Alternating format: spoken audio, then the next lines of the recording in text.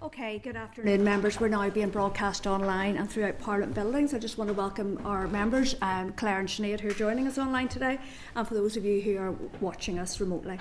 So just to remind you to have your mobile phones muted and that no recording or photography of the meeting is allowed. Okay, so I'm just going to proceed with the agenda. Okay, members, so we don't have any apologies today. I'm just going to check if there are any declarations of interest to declare. Okay, thank you.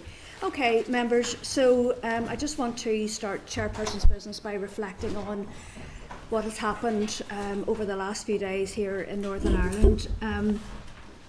Obviously, we had the arson attack in the Shankill, and then we had that horrendous barbaric attack on the man in North Belfast, and then we've had the trouble on our streets, the businesses being burnt, people being put out of their house in the last 24 hours, and I hope, but I'm not entirely convinced, that we will see an end to this anytime soon.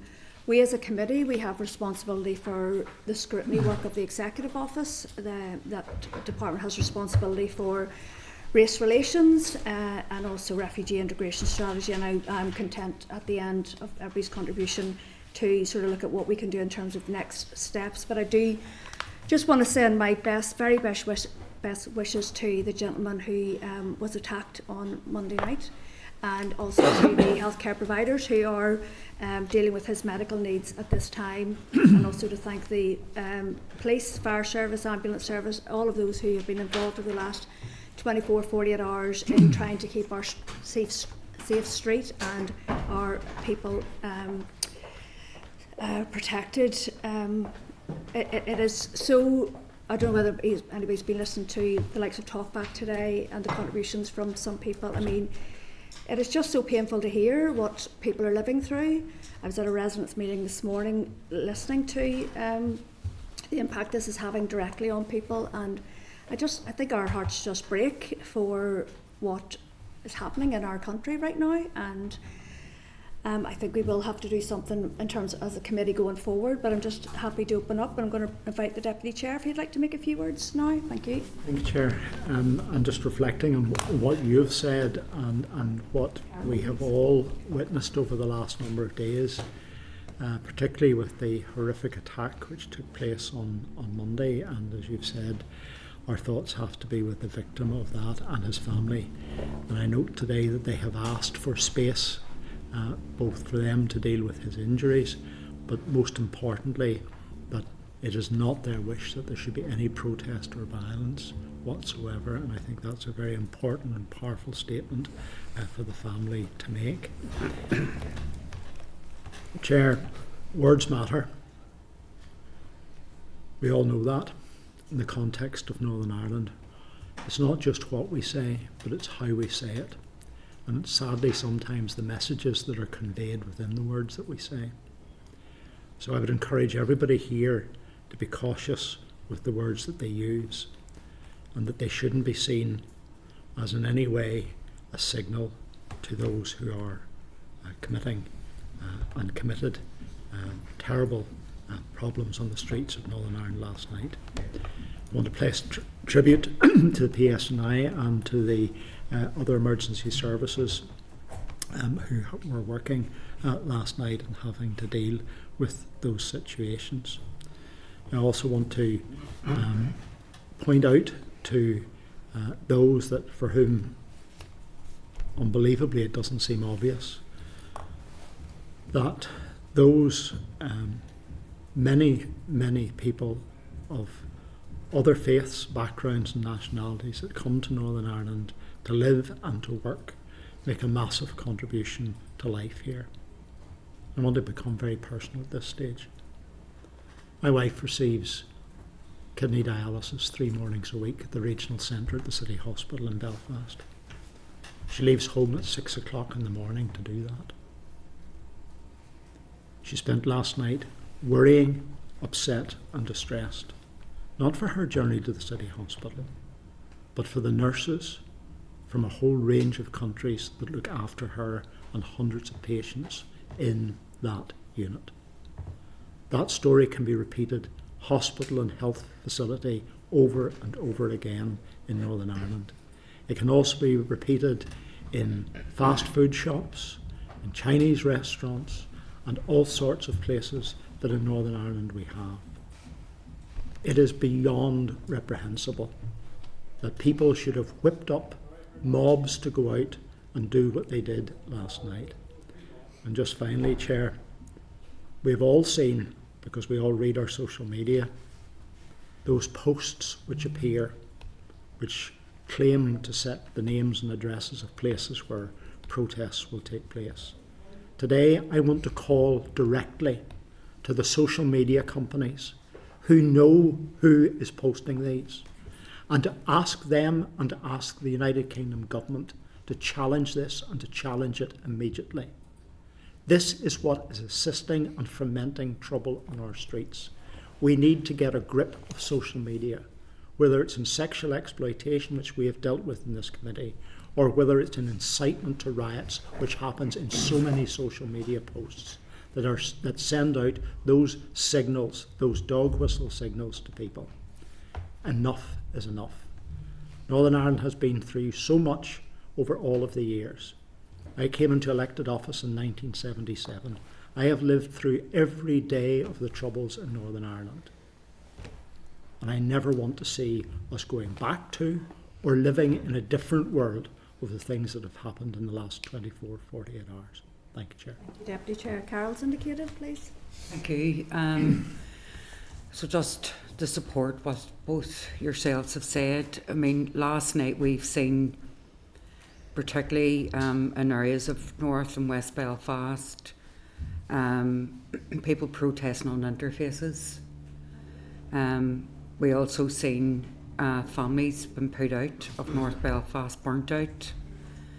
And last night workers in the Mater couldn't get to the work, which meant to say that those who were there waiting on the shift change had to wait. And I've already asked a question in the Minister for Health. I was told that international workers were sent to the Royal for their own safety. Families feel where the horrific attack happened on Monday evening, who have made these streets their home for some of them 15, over 20 years. So the neighbours and the community got round them all on Monday and Tuesday, and I'm sure they'll do the same thing today. But the issue is that people are petrified. Anybody of colour is petrified, and the nonsense that these men, who are mainly men, covering themselves up out to protect women and children after burning them out and burning their homes, is an absolute disgrace. And I just think we need to not provide any excuses for it, just to condemn it, because I'm afraid that man could have lost his life, and people who were put out of their homes could have lost their lives. And we've got more calls today, buses cancelled, children who are trying to do exams. The schools had to go ahead. Some of the kids didn't get to school because their parents were afraid to let them travel on public transport. And then that's not even talking about the impact on the police, the fire and rescue, ambulances, health and social care, social services, and the council who are providing emergency shelter. For some, they had to close. So I just think it's a really bad situation, and if we can do anything today, it's just a call for wiser heads to prevail. Sinead, thank you. Thank you, Carol. Timothy, please. Yeah, thanks, Chair. I think you're right to set time aside at the start of committee today to deal with the three issues that you've outlined regarding the Shingle, the arson attack, the attempted beheading of a man in North Belfast, and indeed the trouble last night. And I'm very clear that there's never been any place in our society for any trouble, for any violence, and that was as true years ago as it is today. So any of the violence that we've seen, any of the arson attacks that we've seen, any of the graffiti that we've seen needs to stop and needs to stop now. But if we are wanting to get to the heart of the issue, what has caused the trouble, we need to then look at what happened in North Belfast and the situation as it has evolved and the information has come into the public arena has quite clearly shown that there's failings in our immigration system, and that has led to people coming from across the world being able to fly from Paris using France to come into Dublin, and then travelling from Dublin across the border via bus and staying here.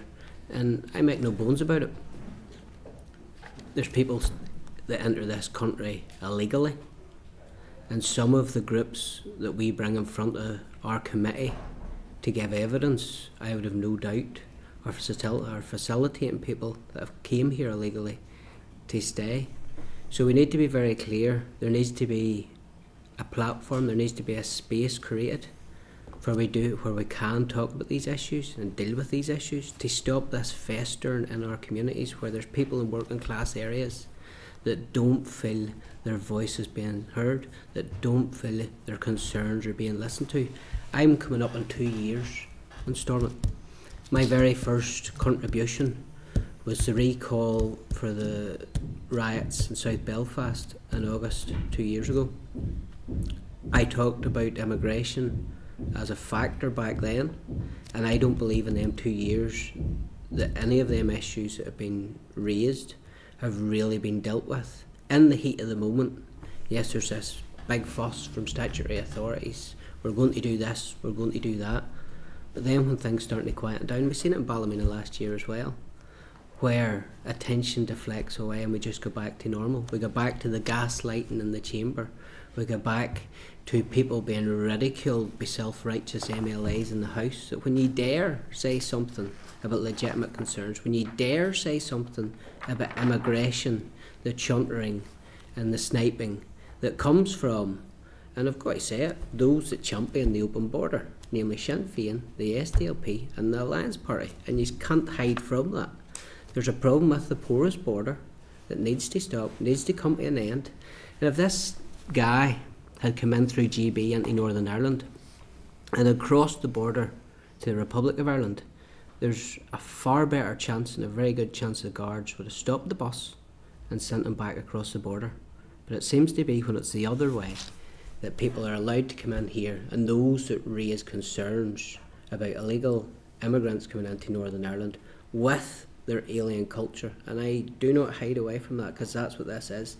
The attempted beheading in North Belfast is indeed an alien culture, and it needs to stop, and it stops with securing our borders and making sure that people feel safe in their own communities. So when we hear about dog whistle signals from the member to my right, the trouble on our street started with the attempted beheading, and that's fact.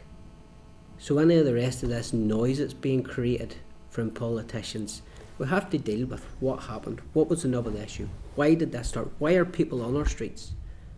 And that gets to what it is. It's illegal immigration that hasn't been dealt with for years.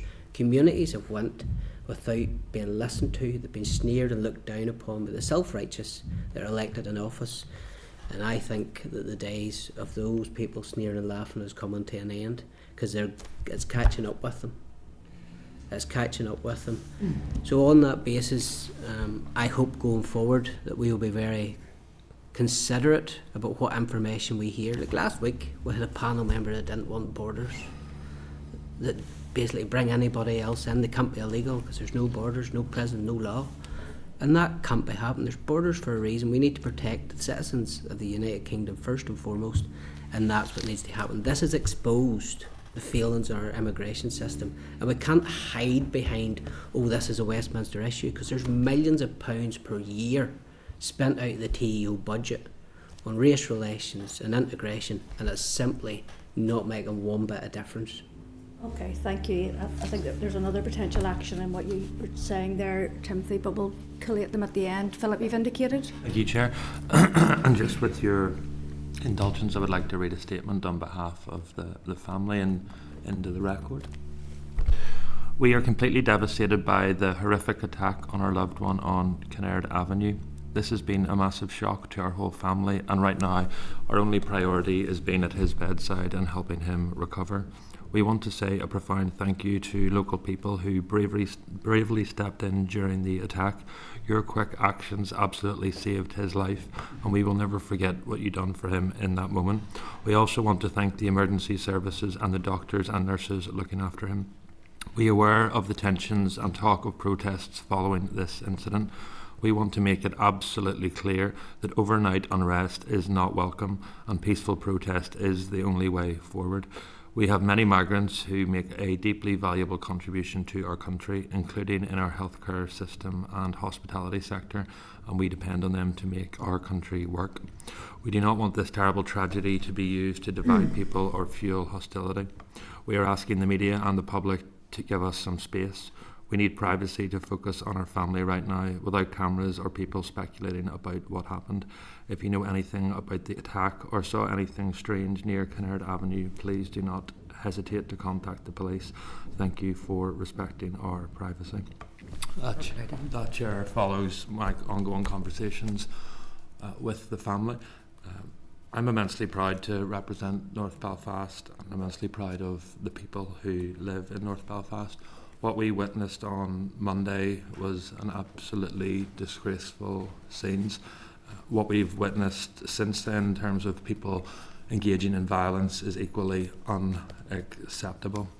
Violence was wrong 50 years ago, 5 years ago, 5 days ago, and it is wrong today. And I would refute any attempt by anyone to say that tension has been whipped up by any representative in North Belfast. It is a clear issue that the impact of uncontrolled immigration in Northern Ireland, but particularly in North Belfast, has had an impact. And it's an issue that I continue to raise on behalf of the vast majority of law-abiding citizens in North Belfast who would have been equally and who are equally disgusted about illegal activity that has taken place. But if we do, Chair, just simply condemn actions without looking at the root causes and the impact of some of the decisions that have been taken, then we are unfortunately going to have a repeated incidents taking place because tensions are high. I spent last night into the early hours on the ground in North Belfast engaging with communities, engaging with young people, engaging by those impacted by disruption, because I don't want to see any family put out of North Belfast. I don't want to see anyone impacted as a result of activity that they engage in. Young people who have been manipulated by fake online graphics now have the opportunity that they could be facing heavy prison sentences. The police are investigating some of those incidents that took place yesterday, and those who call them out onto the streets and encourage them to engage in violence will not be there whenever the judge is reading out the charges against them. My role as an elected representative in North Belfast is to show people that there is a different way. And that different way is through the democratically elected people that they send here and to Westminster. I've been unapologetic in the fact that I have been outspoken on the issue of immigration and the impact it's having in North Belfast, but I've been equally clear that the route through that is peaceful means and not through illegal activity. So tonight, while others are in the comfort of their beds or in the comfort of their sofa condemning people or encouraging violence, I will be on the ground engaging with the people that I represent, the people who we all represent in North Belfast, to ensure that we don't have any repeated incidents that have taken place. My thoughts are with all families that have been impacted in recent days. The hard work does continue, but North Belfast is a great place to live, a great place to work, and this is not how we want our community or our constituency represented. Thank you, Philip. Anyone else want to say anything? Go ahead, please, Claire. Thank you, Chair, and thanks to Philip for reading that into the record from the family. I think all of Northern Ireland needs to be led by those words and ensure that any of the consequential behaviour, if you like, that has arisen from the event on Monday night is not in that victim's name, because the family clearly don't want it. And I think it's really powerful that they are recognising the contribution of immigrants and migrants within our community and society, not least within the health service that will be undoubtedly helping their son, through these next number of weeks and months. I suppose I just want to say that, speaking with constituents and speaking, with people on the ground as well, people are angry. There's a palpable angry, not just necessarily in the communities where the unrest is happening, but I think in every home across Northern Ireland, they're angry about what happened on Monday night. They're angry about what has happened since. Coming out of Belfast last night and seeing the plumes of smoke, across the city was really sobering. Calling into a filling station on the way home, and women panicked trying to get the doors closed, advising me that there's it was a road blockage, just further down the road. And that's not to undermine people who want to protest peacefully. But I think when it moves into a space when it really isn't about that anymore, it's an exploitation really of that anger that exists across Northern Ireland, and it's a distraction, because the conversation isn't just about the man who was attacked on Monday night. The conversation now is about damage and destruction. And I agree with Philip as well when he said that they're not only ruining other people's lives and opportunities, they're ruining their own, and they're ruining that of their families. They will be prosecuted, and that's a slippery slope, for the rest of their lives. So, I think we have to be mindful of that moving forward. But I think we do need to look at why people are angry, and I think it's fear. I think it's fear that has been stoked up in many different ways. I have spent a lot of time over the last number of years in particular trying to reassure constituents about the fears that they are reading online that's being spread, through communities. And, I think we all have a responsibility to inform our constituents of facts, and ensure that there isn't misinformation being spread. And I would also caution, people across Northern Ireland to be very careful and who they listen to and what they're believing, because I'm aware of some of, the people that are organising these things online, and, sadly they're guilty of the things they accuse others of.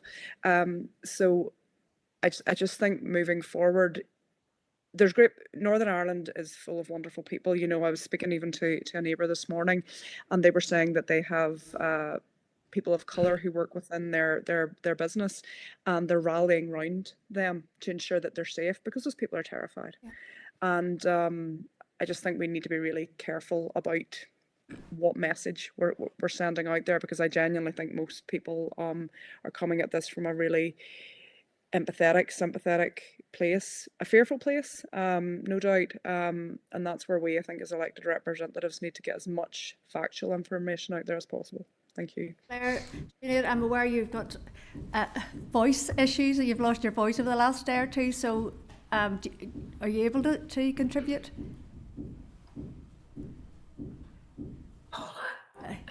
No, that's okay. No. Oh, sent me something. Is that what that was? Okay. Right. Let me just look at this. So this is from Sinead. So an evil act was carried out, and we must first and foremost be mindful of the victim, who remains in a critical condition, and the wishes of their family. Their pain must be respected above all else.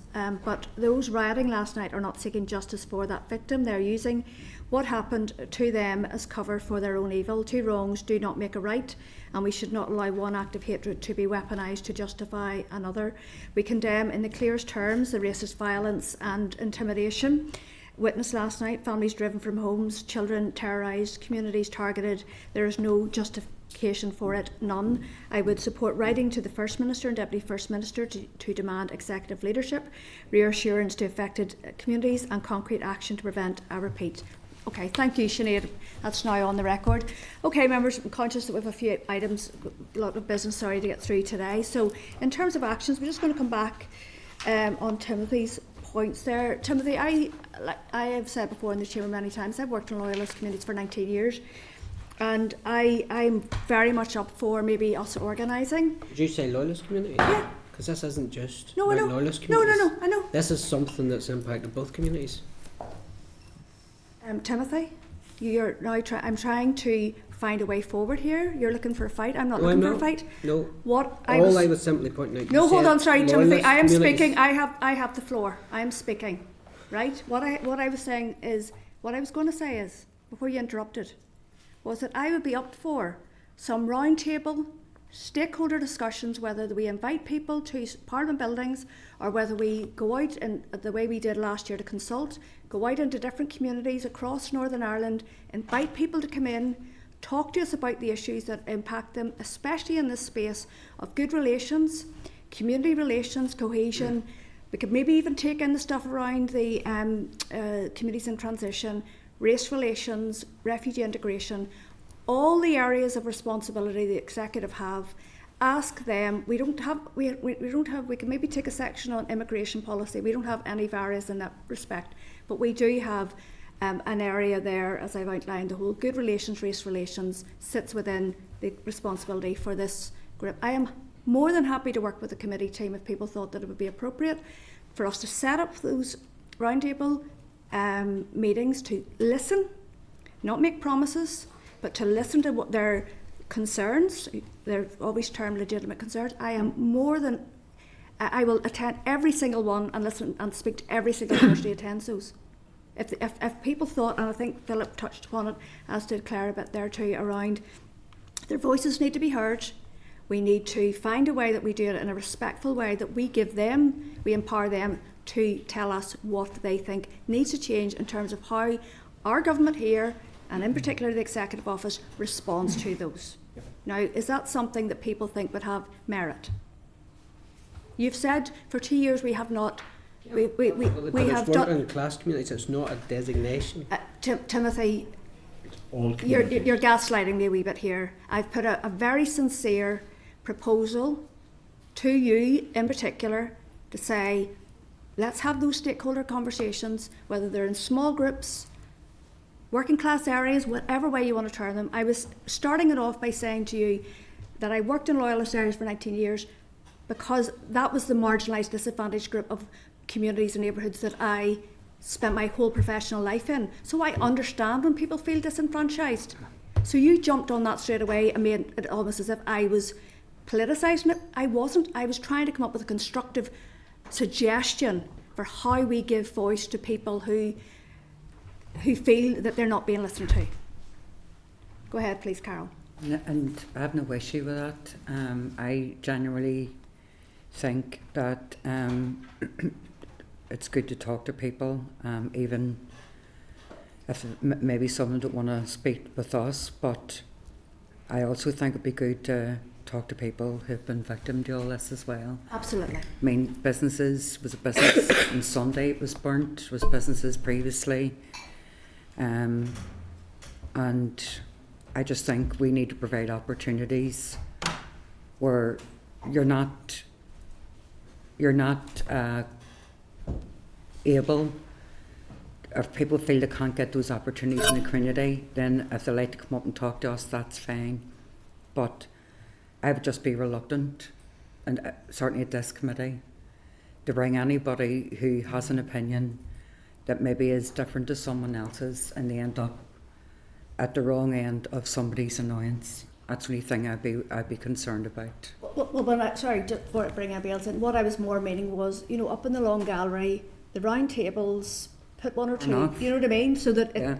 so the glare of the cameras aren't there, so it's honest engagement to listen. And then if there's things out of the back of it we can do, even if it is to write the Prime Minister, Home Office, write to the First Deputy First Minister, whoever, that we can take those actions forward with honesty and sincerity to see what we can do to take the temperature down in this area and make people feel that they've been heard and their needs have been responded to. Go ahead, please, Deputy Chair. You're right. I think this is a useful way for us to take things forward. You're right. This room and that table is not the place to bring people to. What we should be doing is perhaps looking at the model that we used for the mother and baby homes. Yes. That we sit round not only the Long Gallery, but we sit round other parts of Northern Ireland and sit down with people, and that we do something that politicians don't do, and that is move into listening mode. Let those people talk to us. in the same way as those mothers and families spoke to us and told us their stories, what motivates them, what hurts them, what makes them cross, what the challenges of life are for children and schools and all of that. Absolutely. If this Assembly achieves anything in the remainder of this mandate, it should be to listen to the marginalised and those that have difficult lives in Northern Ireland over the next few months. And I, for one, would be quite happy, apart from our legislative responsibilities, to set aside the rest of the time of this committee to go out into the community and listen, because we can't go forward unless we do. Okay, anybody got any thoughts on that suggestion, or happy to maybe ask the committee team to scope that out and see? Go ahead. Yeah, I'm 110% behind that suggestion. If we could get to a space where to get a reflective balance across Northern Ireland of different communities, I would be more than willing to get groups from North Antrim and the other MLAs could do likewise in their areas. I think that would be helpful. Okay, thank you, Timothy. Okay, so we'll maybe expect a paper in a week or two from the committee team then in terms of possibilities. Thank you. So just in terms of what we could maybe do in front of us now, Philip, can you please convey to the family our appreciation that you took the opportunity through this committee to give voice to that letter? Really appreciate that, and please send our very best wishes to And the them. wishes of those neighbours. They're thinking about the whole family, Philip. Okay, so I have a suggestion here to write the First and Deputy First Minister to ask how are departments working together to ensure a coordinated response, particularly in relation to community safety and support for individuals and families displaced as a result of the recent disorder, and also to ask how the Executive Office can use the Central Good Relations Fund to help support areas where disorder has been seen, to reduce tensions, and to ask for an urgent update on the Race Relations Order, and also to ask for an update on the refugee integration strategy, in particular how progress is being monitored at an outcome level, including through the collection and reporting of relevant data. Are we agreed? Go ahead, please. Can I maybe add something else to that? I mean, we've talked today about the root cause of the issue. Yes. And I think it's important that we also reflect the engagement that needs to happen with the Home Office on this issue. So I think that it's important that we ask just for clarity from the Executive, just in terms of the engagement across departments, but also from the Home Office of their engagement to act in relation to this as well, because immigration policy is a Home Office, it's not under the Assembly, so it's important that we have clarity around what the Home Office is actually doing to solve this issue, particularly in respect of Northern Ireland and the engagement work that's going on at the minute regarding that. Thank you very much. Chair. Sorry. I was just going, I'll come back on with another wee thing. I'm going to go to Carol first. You just got in just ahead of you there, Claire. Go ahead, please, Carol. So I accept everything that everyone's saying. We've tried to get mayors in front of this committee and Yeah, I owe everybody. they've refused. But can I just make another point that is completely separate? It's not to undermine what's happened. It's not to diminish what's happening, and we're all very fearful of the future. 30 women have been murdered here from 2020, and we need the same response. See, when the God forbid anyone else dies at the hands normally of white men that they know in this place, I want us to have the same response to that, other than, because see, get nothing down in the Assembly, while it's important, and you're right, Stuart, words do matter. But I think the fact that we have an ending violence against women and girls strategy, we've got this racial good relations, whatever title it's called, that we need to come back to this. Need to come back to both of them, because see, the toxicity on social media, it's harming and it's harmful, and there's going to be young lads and young girls going to jail because somebody else wound them up, and they'll be on their own. So I've just, Claire, go ahead with one more. Go ahead, please, Thank you, Claire. Chair. I suppose I'm thinking about the kind of practical concerns that people are having right across the executive. So today we're seeing the FE colleges advise that they're closing at 5. Schools are sort of considering whether they're going to have to close because of protests and things like that. Shops, businesses, so there's almost an executive wide practical response to what's happening, and we need to see how they're responding to that, how they're supporting people in respect of that. So in terms of what you're suggesting, writing to the executive office, how is each department, looking at this and ensuring that they're supporting where they can? Okay, thank you. Sorry, go ahead, Timothy. Yep. Yeah, when we're writing to the First and Deputy First Minister, I just want to read this out to committee. So this was a letter between Jim Allister when he wrote to the First and Deputy First Minister, and the response came from Moira Dougherty, the Permanent Secretary. Following the unrest, so this was the TEO Permanent Secretary's words, following the unrest last June, the First Minister and the Deputy First Minister made funding available to councils via the Good Relations Programme. Bidden East Antrim Borough Council received an additional 50,000, so giving a total of 226,000 to support activity aimed at addressing issues relating to racial and social cohesion. More broadly, in light of increasing community tensions across the UK and Ireland, the department is leading a programme of multi-agency work focused on strengthening collaboration and enhancing integration and cohesion across local communities. As part of this work, community hubs are being established in each council area. In Mid and East Antrim, 15,000 has been provided to support a community hub at a local school. So could we ask what that money has been spent on, that has been designated, to give us an idea in each of the council areas where that community hub is, and that will give us an indication of areas potentially we should be going to seek out people to speak to. Okay, thank you. I'm conscious of time because I still haven't got through on the church business, but we can pick anything else up under any other business. Okay, is there anything you want to add? No, thank you, Claire. Okay, 3.1, interfaith clerical abuse survivors safeguarding priorities. I'm going to refer you to page 6 of your pack. Just advise that I was copied into correspondence from the interfaith clerical abuse survivors group to the department regarding their meeting with departmental officials, which subsequently took place on the 28th of May this year.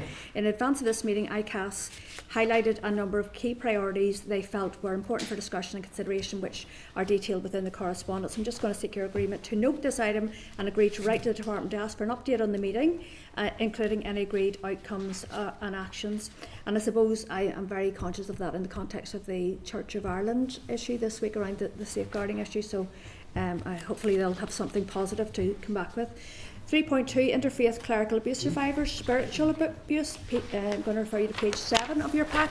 Just to advise that the interfaith clerical abuse survivors also emailed a copy of their correspondence that they were sent to you, Timothy Gaston, in relation to queries regarding spiritual abuse. ICAS has indicated that spiritual abuse would have been excluded from the TEO research unless specifically childhood sexual abuse. So, Timothy, do you want to comment on this, or is that just to say I'm meeting them tomorrow? Okay, good. So Okay. next week, if the opportunity comes, I should have more information on that. Good stuff, thank you. So just a reminder that the committee wrote to the department on the 28th of May regarding this issue and awaits a reply.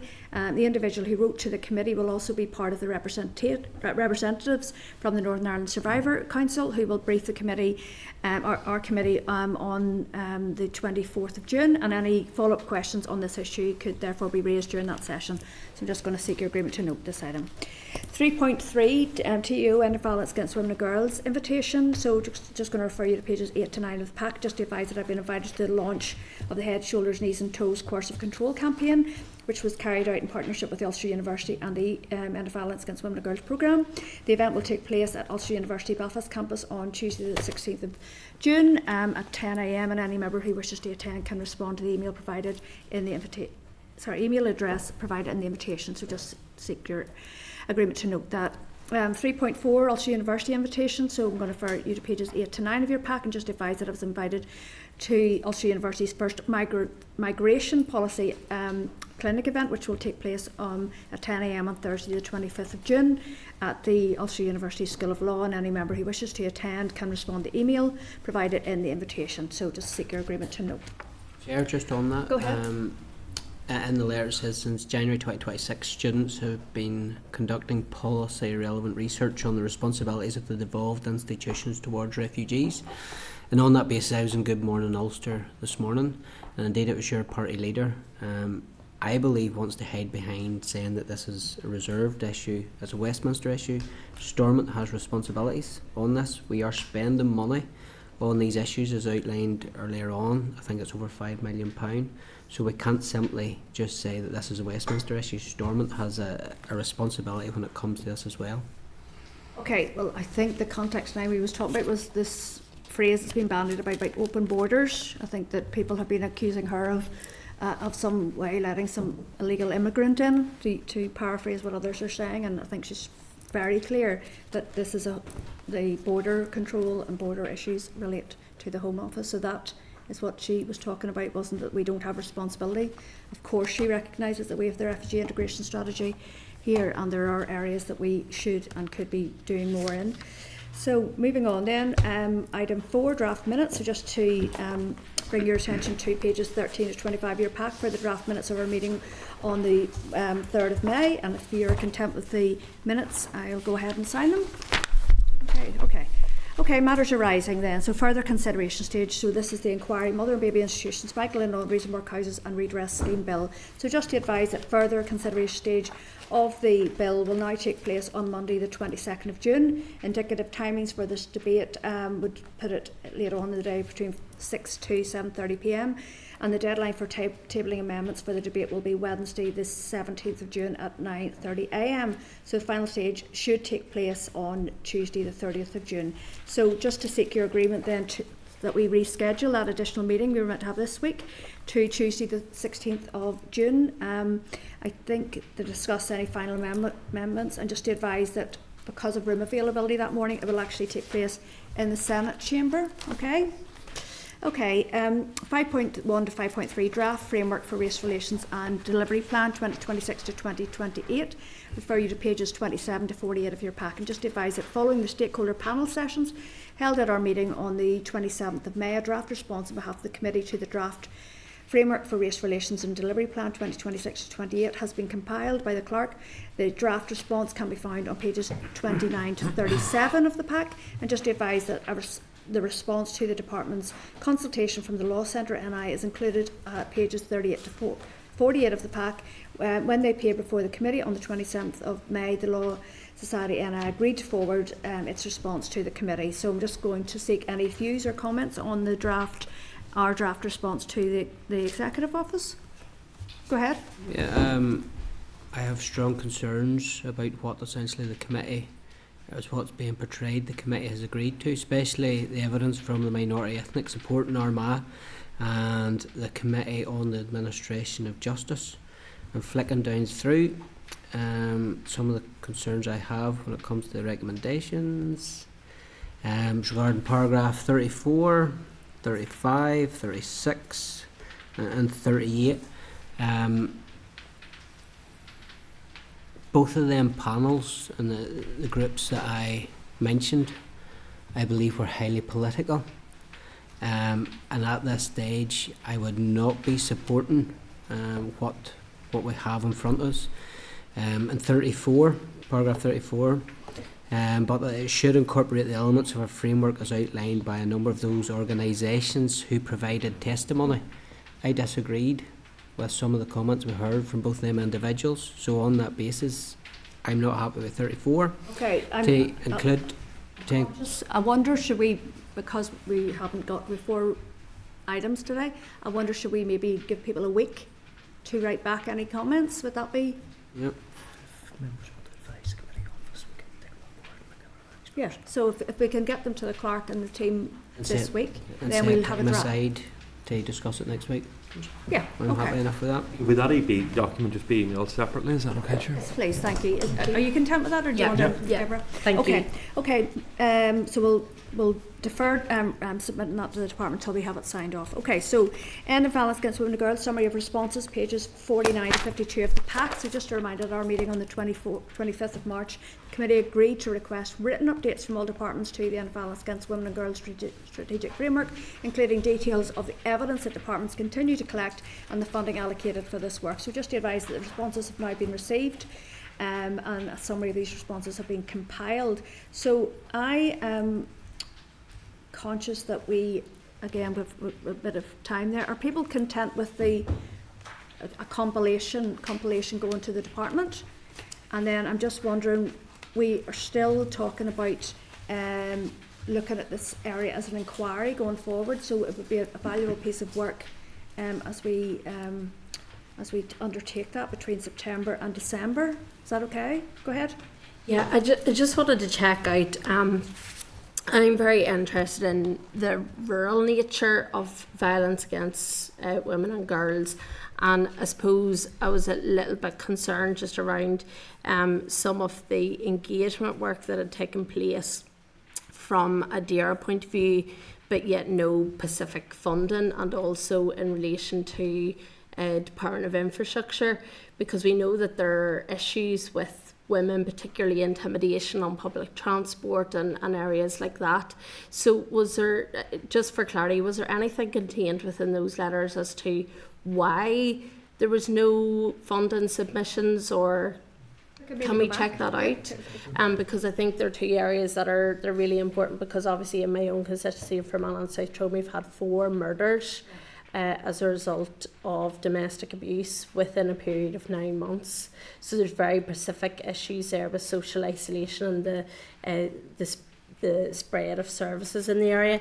And then the other thing I just wanted to raise was in terms of the community-led reviews, which I'm interested in, and I just wanted to bring to your attention, it might be something when we look at this inquiry as well. The Seroptimus down in Armagh, Banbridge and Craigavon actually did their own community-led initiative going out into the community, and they've compiled quite a comprehensive report. So Chair, would you mind if I maybe pass it on to yourself and the clerk? Yes. It might be interesting to get them involved in a discussion with ourselves in terms of how they did that and the evidence that they collated as a result of that, if that's possible. Would that be okay? Thank you. We might be able to find an online link to that as well. We'll be able to share with members. I'll get you the details. Sorry, so the Assistant Clerk just reminded me there that we have asked Ray's to pull together a scoping paper that we have at our first meeting in September. And just one last item on this. So that written briefings have also been requested from the 4 groups in receipt of the Small Business Research Initiative. So we're still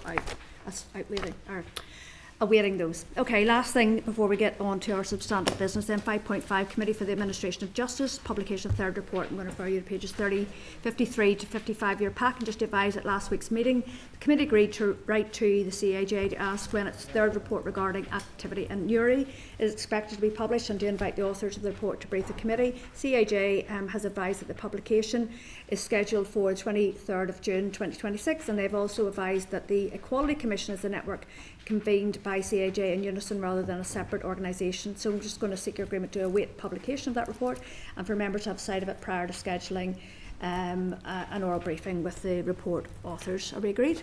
Great. Okay, members, so we're going to move on then to our oral briefing from the Truth Recovery Independent Panels. This is an update on their final report, and I'm going to seek your agreement for Hansard to record this oral evidence session. Okay. Great. Okay, members, going to refer you to pages 57 to 60 of your pack for the clerk's brief, and pages 61 to 75 of the pack for the written briefing. And so I think we have 2. No, how many have we got online? So I think we maybe only got Lorraine. So in the room we have got Dr. Mark Farrell, who's the expert member for archiving, with Professor Sean O'Connell, co-chair and social and oral historian, and with Roisin McGlone. Yeah, that's me. Victim survivor representative, and then I think we're waiting to get Professor Leanne McCormick, who's the co-chair and social and oral historian as well. So can we just check the status of Leanne, please? Cheers, thanks. Oh, that's good. Can you hear us okay, Leanne? Yes, I can hear you. Can you hear me? Yes, great. Thank you so much. Okay, just to advise that the invitation requested you as a panel provide an update on the conclusions of your final report, but it's not been possible at this stage. So you're committed to ensuring that victims and survivors are the first to receive this information and will provide an overview of the report's content, an outline of its recommendations and those relating to the recommendations to the inquiry and those relating to the permanent archive. So just wanted to read that into the record. Are you leading, Sean, then, in terms of just what information, or Leanne, in terms of what information you can update us with at this point? Go ahead, please, Leanne. Thank you. Thanks very much, Chair, and for the invitation to attend the committee today. I had intended to be there in person, but appreciate the option to be online. As Chair had said, I'm Leanne McCormick, and with Sean O'Connell, we chair the Truth Recovery Independent Panel. And we're joined today by Roisin McGlone, who's one of the victims and survivors on the panel, and Mark Fowle, who's led on archives and records. You will, of course, have had our written briefing. But what we're going to do today in these sort of introductory remarks is just to give you a brief overview initially of where we are with the panel report. Sean will then give an overview of some of the report findings. Roisin will speak to the recommendations we've made in the report, and Mark then on the recommendations for an independent permanent archive. The report is completed, it's being printed, and we have a launch date confirmed for the 7th of July. It is a substantial report of about 500,000 words, about 1,500 pages, and it'll be published in 4 volumes with a standalone executive summary, which provides an overview of the report. We engaged extensively with victims and survivors, both through the Executive Office established consultative forum and through panel engagement sessions around the launch of the report, and have decided to make it on the back of our engagement available on a request basis for victims and survivors a week in advance of the launch. We're very aware that it is a substantial report and it will take time for people to digest. We wanted to ensure that victims and survivors had some time to do that prior to the launch. And the panel will then meet with victims and survivors during that week before the launch to address any questions or concerns. And the launch will really be for victims and survivors as well. And we were sure that there's support available from VSS, WAVE and Adopt NI across the period. It's been very important to us that we have adopted a trauma-informed approach, and that victims and survivors are the centre of our plans, and particularly for the publication of the report. The report, as we mentioned, is in 4 volumes. The first one covers the work of the report, the working groups, our methodologies, essentially what we did, why we did it, how we did it, and also, importantly, our recommendations. Volumes 2 and 3 look at the institutions, their pathways, their practices, using a combination of the archival records and testimony. And volume 4 then includes 2 large chapters on serious human rights issues and also on harms and impacts. And the harms and impacts chapter in particular draws extensively on the 284 testimonies that were available to the panel. In addition, there were thousands of relevant archival records that were analysed. Over 5,500 records have been digitised by Peroni as well, which ensures their survival and preservation. So I'm just going to hand over then to Sean to talk a little bit about the content of the report. Thank you, Leanne. Go ahead, please, Sean. Okay, I'm going to identify some of the ways in which the panel's report has advanced our understandings from where they were in 2021 when the Queen's UU research report was published and also the Truth Recovery Design Panel's report was published. So most obviously the panel's produced a report of much greater depth and with more extensive coverage of the existing questions. We've also developed several new areas of investigation, which will be obviously feeding on to the public inquiry which comes next. So one headline issue then is that the numbers admitted to the institutions has been revised upwards. So in 2021, admissions to mother and baby institutions were estimated to be 10,500. Now we put that number at 12,062. In 2021, admissions to what were known as Magdalen Laundries and also the Salvation Army's Thorndale Industrial Home were estimated to be 3,455. Now we put that number at 3,753. The panel's report draws on much more significant amounts of testimony than has been the case in those previous reports, and this included testimony from people who brought with them paperwork that they collected in their search for personal information. So that has greatly assisted our understanding of the institutions and the pathways and practices associated with them. It's enriched our knowledge of the institutions, and testimony is at the centre of each chapter that the panel has written about those institutions. Moreover, testimony has enhanced our understanding of the pathways and practices related to those institutions, and I'm going to give you a few examples. So that would include our understandings of cross-border movement of children between the Republic and Northern Ireland, the role of some private nursing homes in family separation. In fact, the testimony on private nursing homes that we heard included some of the most difficult that the panel listened to. And the archival evidence around one private nursing home also revealed the hidden history of something that was known in the early 20th century as baby farming. Testimony also revealed the role of some private family homes in facilitating the concealment of pregnancy, which was then followed by adoption.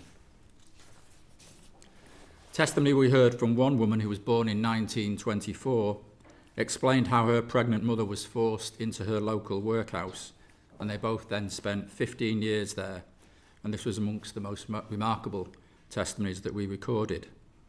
This brave woman died not long after we recorded her testimony, and I would like the committee to note that the decision to exclude workhouses from redress excludes her traumatic experience, which was caused by the state, was caused by society, it was caused by religious attitudes at that time.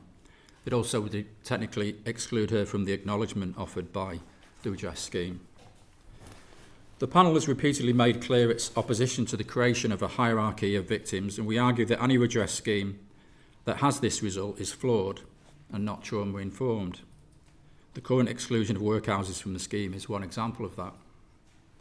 A second example is the proposal to impose a qualification date on posthumous claims. The panel sees no ethical or moral rationale for that decision and has consistently argued against this. The truth recovery process is designed around a trauma-informed approach, but the policy on posthumous claims, in our view, rides a horse and carriage through that. One final point on redress. In its interim report in 2024, the panel recommended that Deanery Flats be removed from the redress list and that Clogrennan was an institution that needed to be added to the list. We are aware that Deanery Flats has been removed, but Clogrennan is still to be added, and this is causing distress to those affected by that institution. So we trust that this is a matter of administrative delay rather than anything else, and we bring this to the committee's attention. Thorndale Industrial Home has also been left off the current list, and it should be included. It was the Protestant equivalent of the laundries operated by the Good Shepherd Sisters.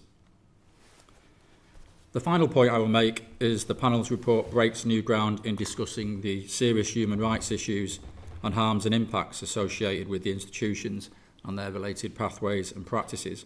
And here too, testimony shared with the panel is at the centre of the two chapters that we've written on those issues.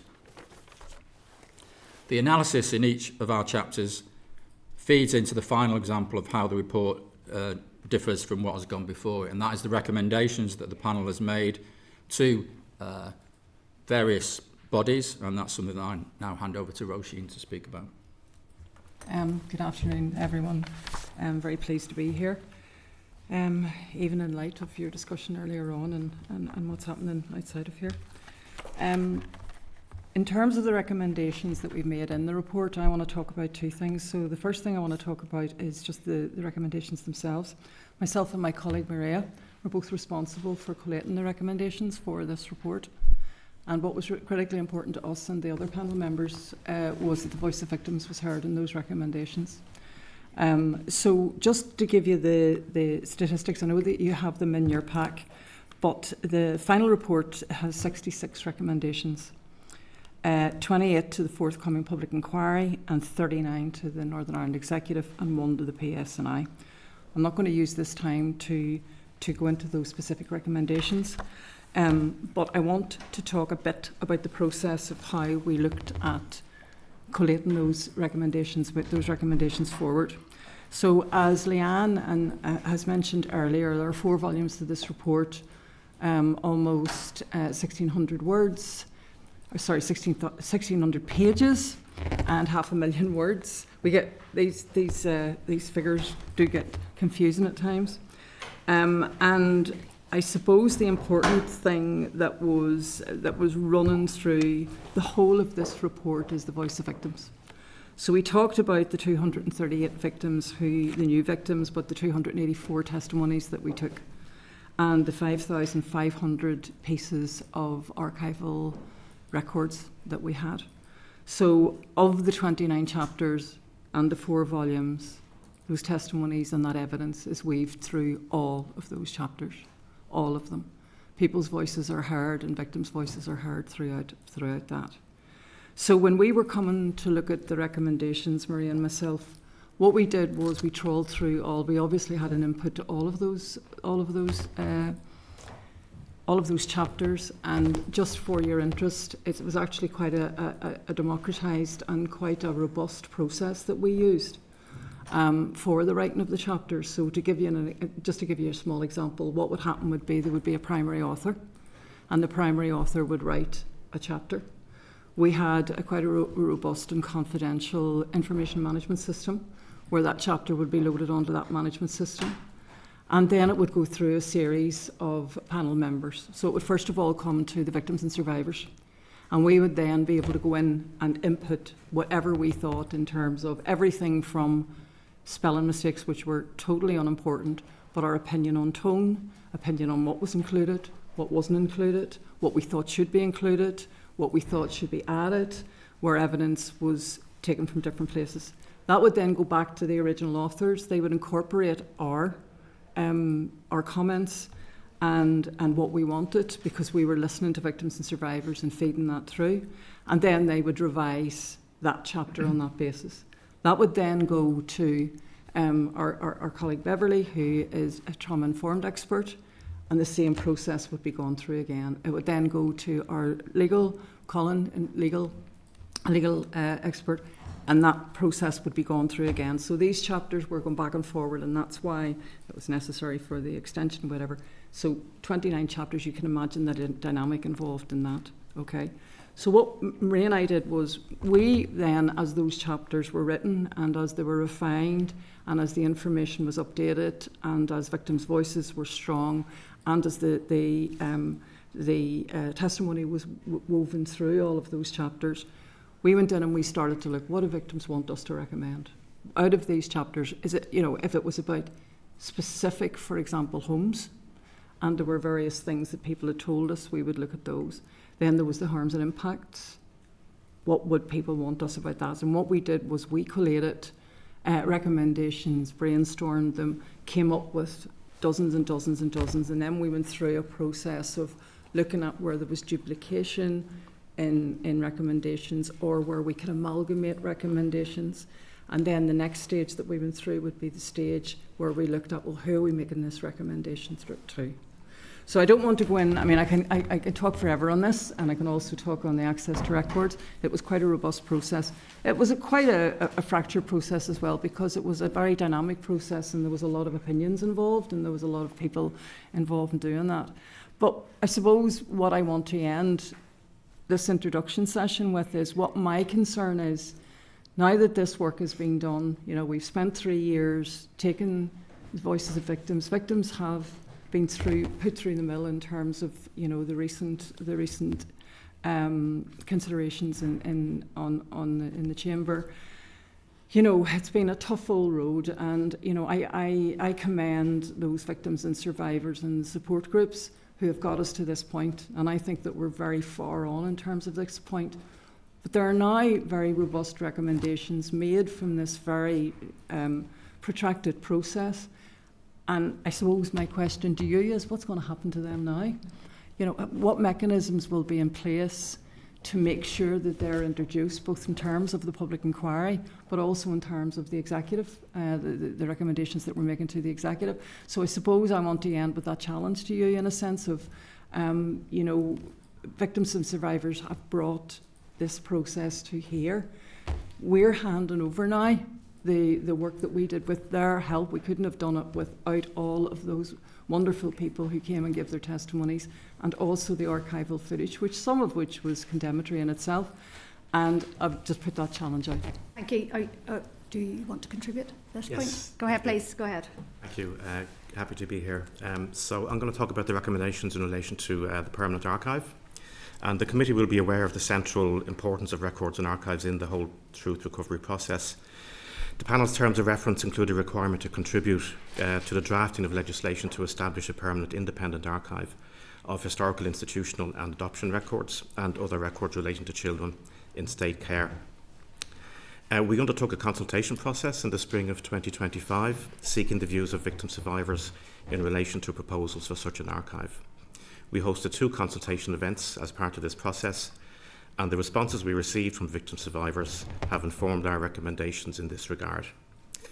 The recommendations appear in full in our final report, so I'll summarise them briefly here. The Permanent Archive should hold all records relating to the historical institutions and the people who spent time in them. It should also include adoption, fostering and boarding out records, along with social care records and certain medical records. It should also be able to gather relevant records on an ongoing basis, including further testimonies from affected persons who wish to come forward in the future. Importantly, relevant records currently owned and controlled by private agencies and institutions should be taken into public ownership and should form part of the Permanent Archive. This has been a core concern for victim survivors. However, it's important to note that public ownership does not mean public access. It means that the records are kept safe and secure, that they will be managed to recognised archival standards, and that there will be transparent and consistent rules and procedures in place regarding access. Individual consent must be the priority when deciding who can access records. In terms of establishment and governance, the Permanent Archive should operate under the auspices of PRONI, but should be managed by a decision-making body that gives an ongoing role to victim survivor representatives in the management of the archive. A trauma-informed approach should shape and guide all decisions made about the Permanent Archive, including what records are collected and managed into the future, who can access them and in what circumstances. And a trauma-informed approach should also influence decisions regarding practical matters such as the location and layout of the public areas of the archive, which should include suitable meeting spaces, quiet areas and other facilities which will allow people to access their records and use the archive in a safe environment with suitable supports and assistance. So that's a very brief overview of the recommendations about the Permanent Archive, and that fits into the wider set of recommendations that Roisin has outlined. Thank you so much. Thanks everybody for your, certainly as Leanne had indicated there, the written submission and then your oral contribution there. So Sean, I very much take your points around some of the issues around the legislation. I think we can all agree that if we had this report, these were commissioned for a period of 2 years, which would have closed before we actually started scrutinising the bill, I think that we would be in a far stronger position in terms of some of the issues that you have raised there, not least in relation to the likes of Thorndale, because whenever I had suggested in closed session, I had said that there are some that are on the list, and when we brought the departmental officials in, we said, look, should we be adding them? They said there wasn't enough information in the 2021 report.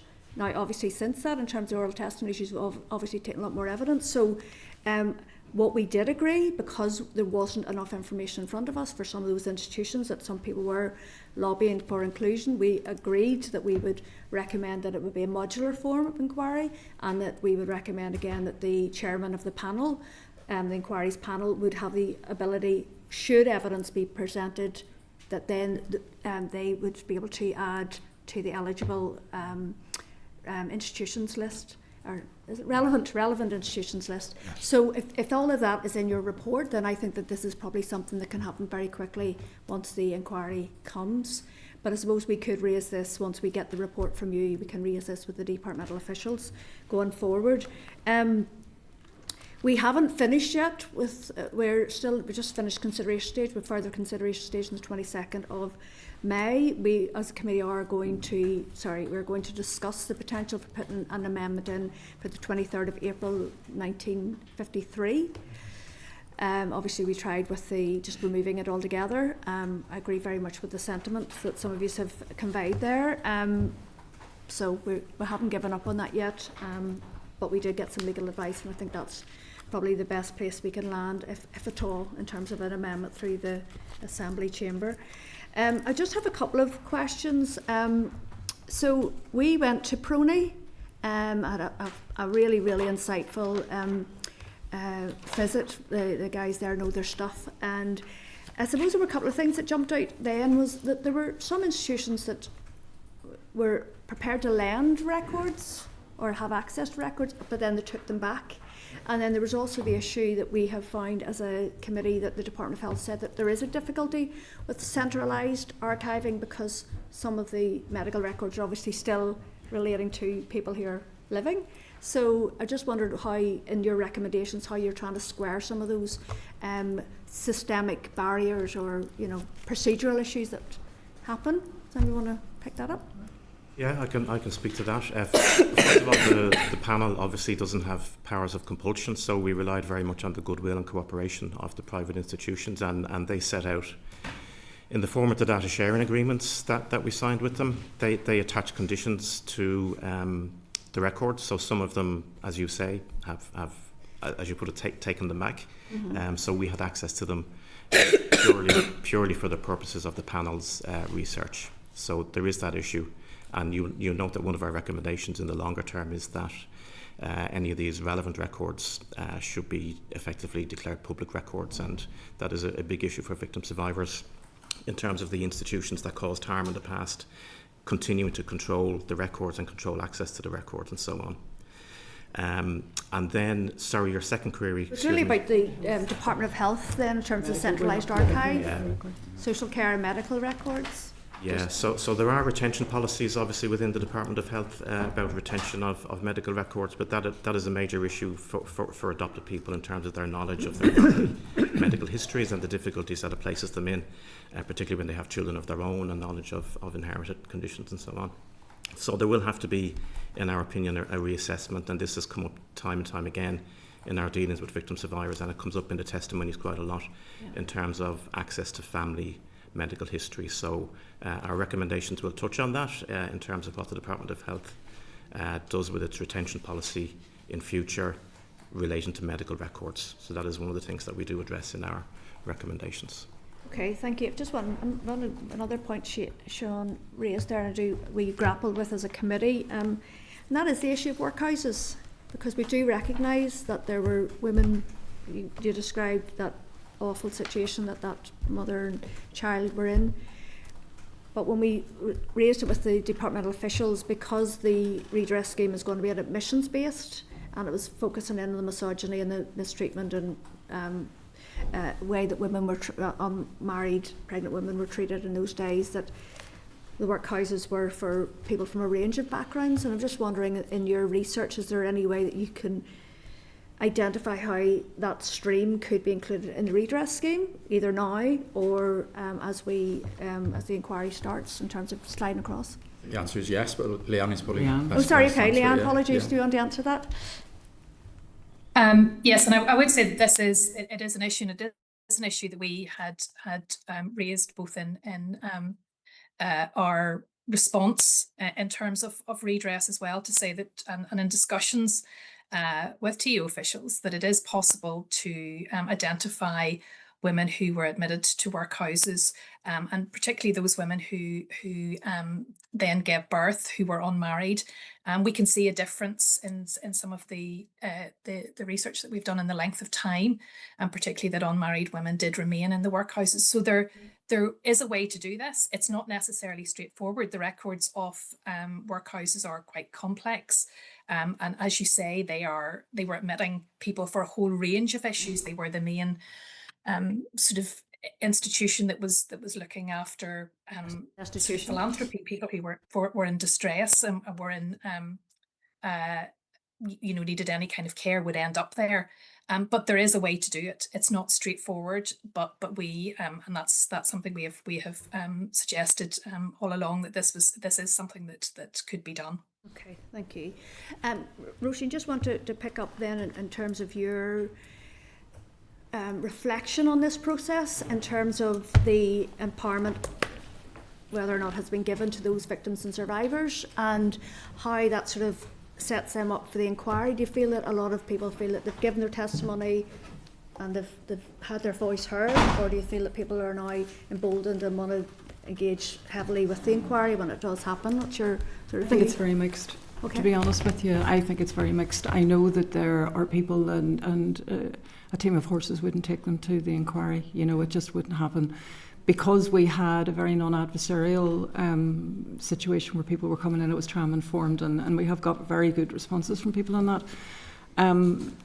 The word got around, and so people did come. I mean, as you know, there were all the issues about getting, the budget and getting the late thing out to let people know that we were taking testimony.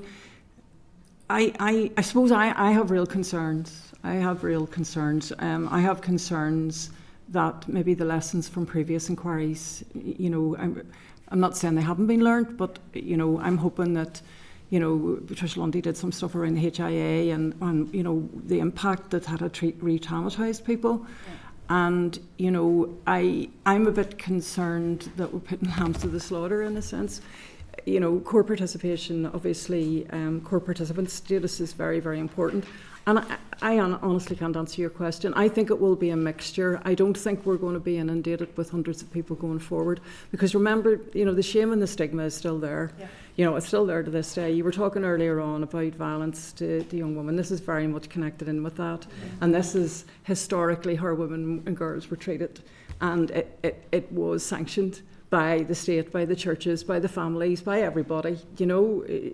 It was just, that's just the reality. And it's as clear to me as ever that it is linked in now with what our women and girls are treated in our society today. I think that shame and stigma is still there. I think there's a lot of uncertainty because we haven't got a chair yet for the inquiry. I think there's a lot of uncertainty. What's this going to look like? Mm-hmm. How where's it going to be held?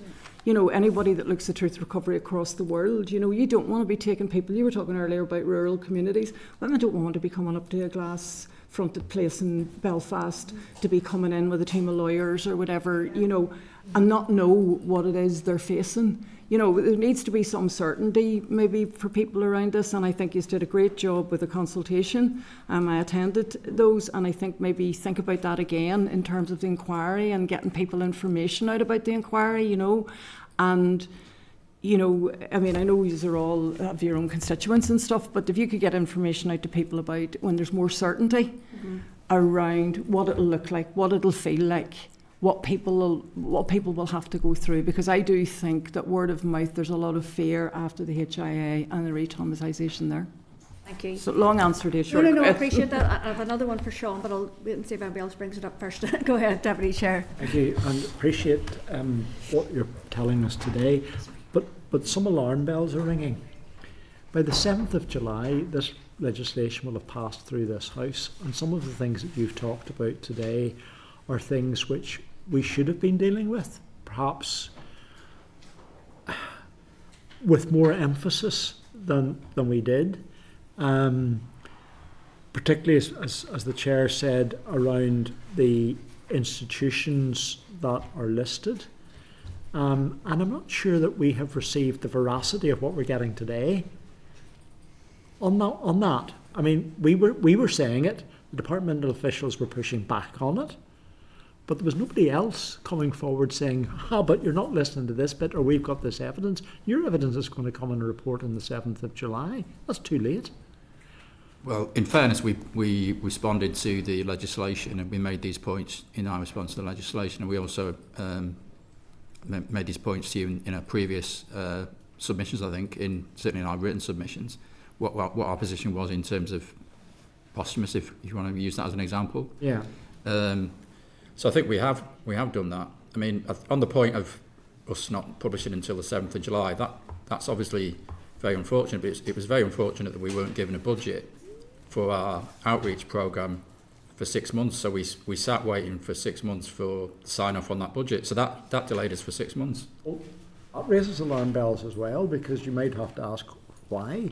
I mean, it just seems to me that if you're going to produce an authoritative report on the 7th of July, up until then it was you said, they said, we said stuff. But on the 7th of July, we're going to have in print an authoritative report and the legislation will have been passed. And while I appreciate that some of it will be able to shape the public inquiry going forward,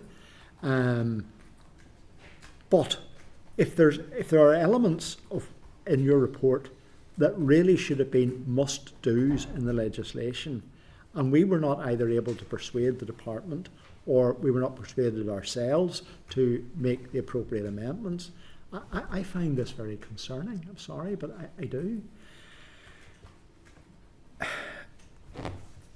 One other issue that comes to mind as well, and that's with regards to the archive. I think the archive will be a very powerful space for people to go into, and all of the comment that you made about how that needs to be controlled and how appropriate that environment must be is absolutely right, and I take I wholly accept the points that have been made about that and the detail of how that will look. But you made a very important comment. You said that it should be a declaration of public records. I agree with you. It should be a declaration of public records. But yet we have come up against the brick wall in our discussions with Prony that at least one church-based organisation was refusing, or not refusing, but were saying that the records were only on loan. And arguably they were saying they were better placed to look after the records than Prony were.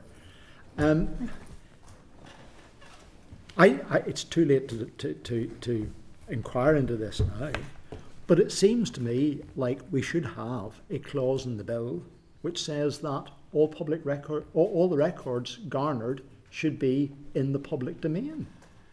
It doesn't seem to be beyond the bounds of the legislative's competence to have put that into the legislation, or at least first, if somebody came back and said, well, you actually can't do that, but at least that's an area that we should have explored in committee to say, yeah, I mean, I think the records are vitally important, but why?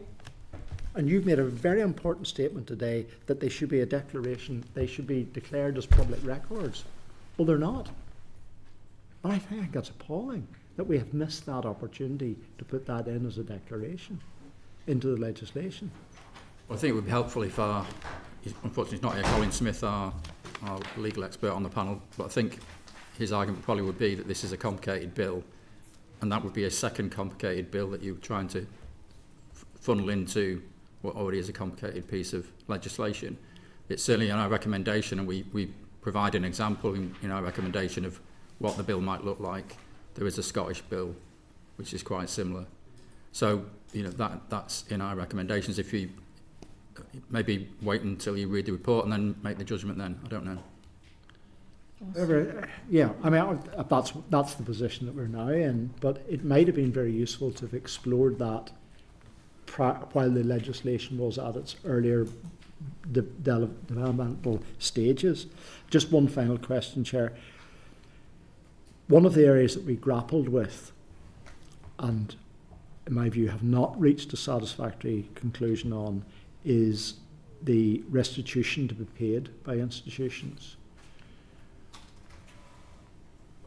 Again, can you tell us what engagement you have had on that topic, and is there anything more that you can bring to that aspect of this? Well, we haven't engaged with the institutions about redress, partly because redress is not, strictly in our terms of reference. So our engagement with the institutions has been about access to records, in some cases about access to individuals who worked in the institutions to try and get testimony from those individuals. So that's the level of our relationship with the institutions. It's been about records, or it's been about testimony, not around what their position might be around contribution to redress. Thank you, Chair. Okay, Deborah, please. Thank you, Chair. Thank you for your information today and for coming to the committee. Just following on from the Deputy Chair's point of view, obviously we haven't got the report. So some of this is quite difficult because we don't know exactly what the recommendations are saying. But in terms of the data and the access to people's records, that's a very fundamental thing. And I'm wondering, is some of your recommendations relating to secondary legislation surrounding this? Because for me, that would be a wee bit of a concern as well, considering the passage of time that it takes for legislation to be created and passed, but also in terms of the discussions that some of the committee have had, particularly in relation to the likes of access to health records, because we are talking about people who have already deceased, and that is a major barrier for people in terms of the records. So can you talk to your recommendations in terms of that access to records, particularly if it means secondary legislation that needs to be brought in? Yeah, I'll say a few words on that if that's okay. So our outcome of the consultation process that I mentioned that took place in spring of last year is available on our website, and we have made on foot of that detailed recommendations to TEO. So they already have those, and as I said at the outset in my own presentation, access to records and consent around access to records is crucial, but the issue of access to records of deceased persons has come up time and time again. Family members trying to establish their personal histories, family histories and so on. So our detailed recommendations, which TEO already have, but which will be reproduced in full in our report, they do go into detail on what kind of access would be appropriate for family members, how that should be managed, in what circumstances it can be given, and so on. So again, that's all there in detail. The victim survivors will hear that first from us, and then it'll be widely available after that. But we have addressed exactly those kind of issues in detail in our itemised recommendations around access to records. Okay. What we also did, Deborah, was we did a survey, quite a detailed survey among victims and survivors, and we had an excellent response to that to talk about their experience, because it isn't just about medical records, it's getting records of your care records, it's about what happened to you whenever you were, both in terms of children, now adults, and birth mothers. And that was quite a sobering consultation. Now we have already published that, and that's on our website as well, with recommendations in there about access to records as well. I mean, I understand you're talking about the legislation, and there was legislation, if you remember, passed, which was about the preservation of records. And I believe that bill is already there and can be added to. My understanding is we're frustrated that it hasn't been. Yeah, and but we have, and we drew conclusions about, how people should be treated. That was done last year, and that's on our website as well, and the results of that. And it was harrowing to listen to some of the experiences that people had in having to access their records. And maybe it might give some reassurance if I just run briefly the headlines in terms of the recommendations, if that would help.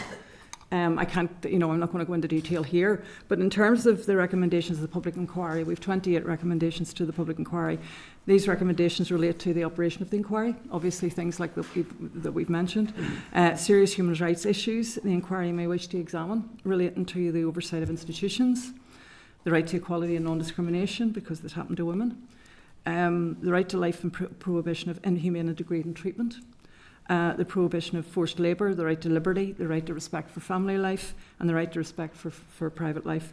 And then the recommendations to the executive, 39 recommendations. Those recommendations again relate to the public inquiry and what we were mentioning earlier on of how it's going to look, how it's going to run, whatever.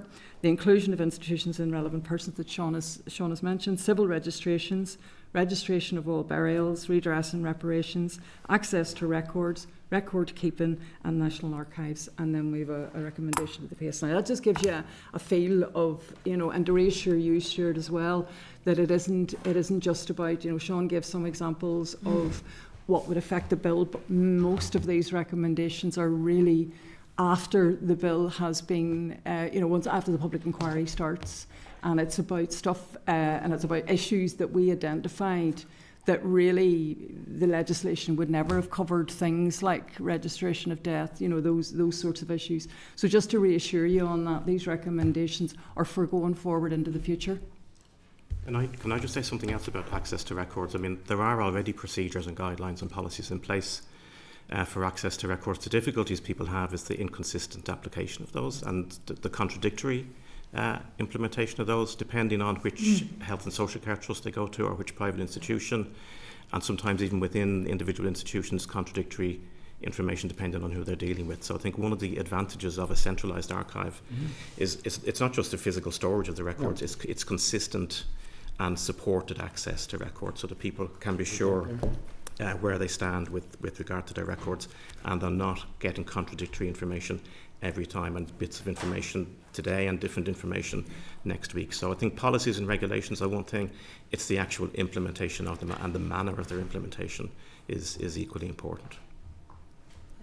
And just very quickly, just a few more, one or two questions if you don't mind.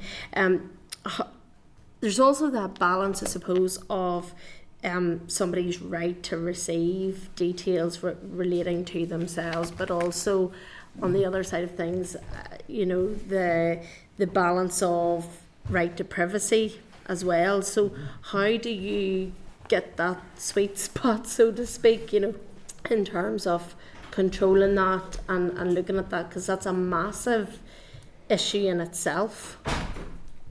Yeah, so individual consent is obviously crucial, and I made that point earlier, for people who are still living, access to their individual records is in their control, and it's important that everybody understands when we talk about public ownership of records, we're not talking about access to records beyond the individual concerned. So there is a question, and you mentioned it earlier, in terms of records of deceased people, and that's where we do have to balance those interests. So I may come forward, with a legitimate interest in the records of another person, and it is up to the operational policies of any archive, or currently any healthcare trust or any government department, in terms of balancing the interests.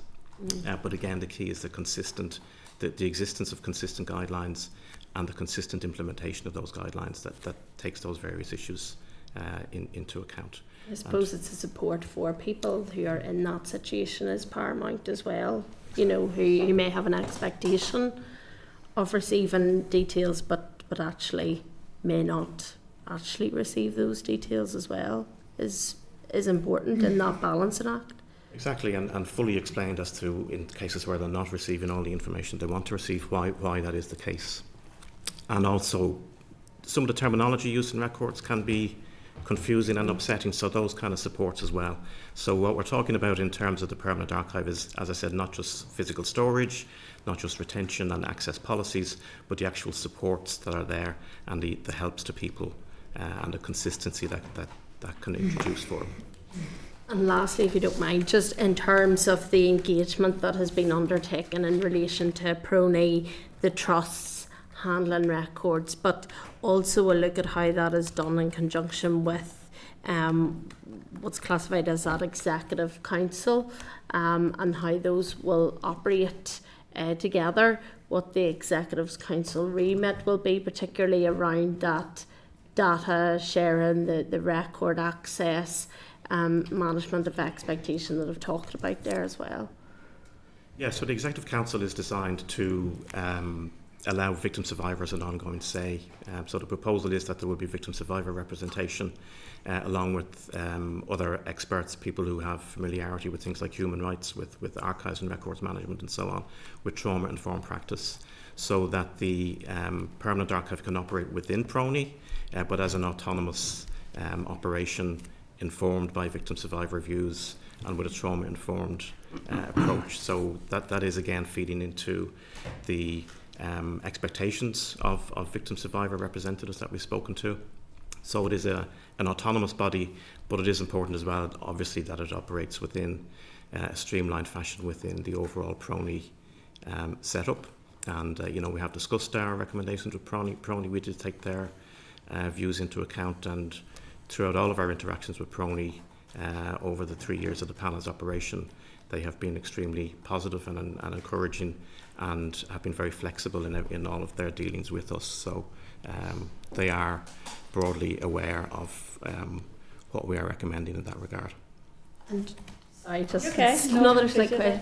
It will be an organic process too in relation to that, I'm guessing, because I think Roisin, you had said that there will be a number of different opinions as well as part of that. So that will be vitally important that is fed through that executive council as part of that too. Once this happens, you know. Yeah, no, absolutely. Thank you. Okay, thank you. Timothy, please. Thanks very much. And a very important piece of work that's been undertaken here. And the first point I suppose what I pick up on is regarding the recommendation and the consultation report. And members of this committee have rightly raised issues and concerns and queries around a centralised archive, a single permanent archive. I agree that that's what needs to happen. But my disappointment is that the potential of that happening will only be after the inquiry and years down the line. The private records from organisations, Stuart raised the concern of one that availed of the services of TU essentially to get them digitised and then took them back again. When we were at Pronay that day, there's quite a number of the religious institutions have supplied the records. My concern still remains actually with the trusts. We have heard a number of times that they're doing mapping exercises so they know where the records is.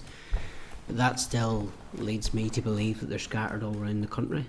And that is where I still believe the problem is. Not so much with the religious institutions. I think what they have given over. It will be seen in years to come whether they've lost a lot of them.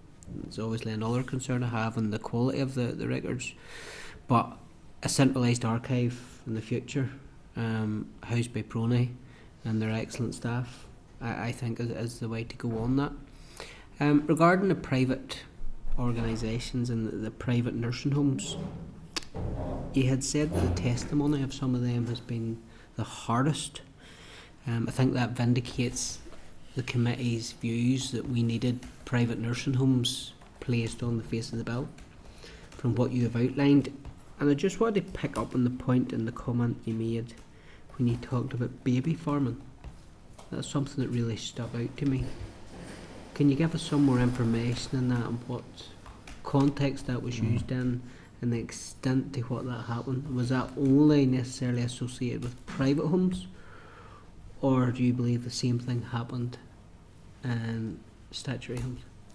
Leon might know more about this than me, but baby farming was a term that originated in the late 19th century, and it was associated with boarding out, fostering of children, young children, and people taking payment to do that. And in the most notorious cases in the late 19th century, those babies were allowed to die. So people were taking payments for the babies who were dying, and they're also insuring them, insuring their lives, so they were benefiting in that respect as well.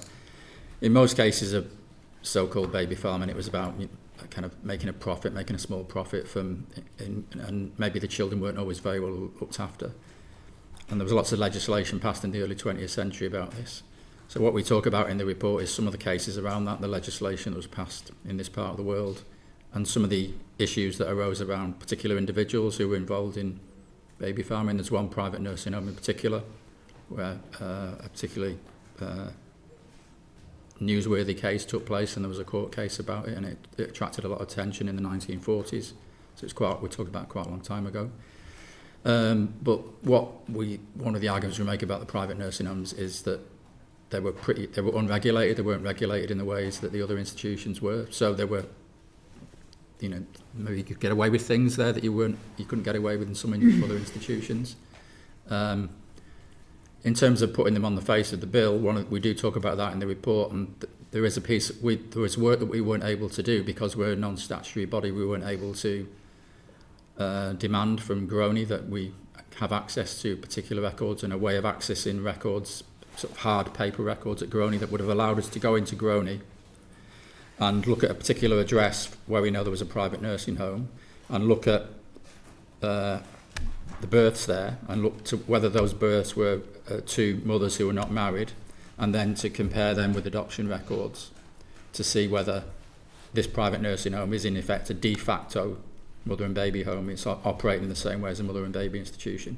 We weren't able to do that. So that's one of our recommendations, is that the public inquiry will use its statutory powers to be able to do that, and then identify which, if any, of the private nursing homes should be in the redress scheme.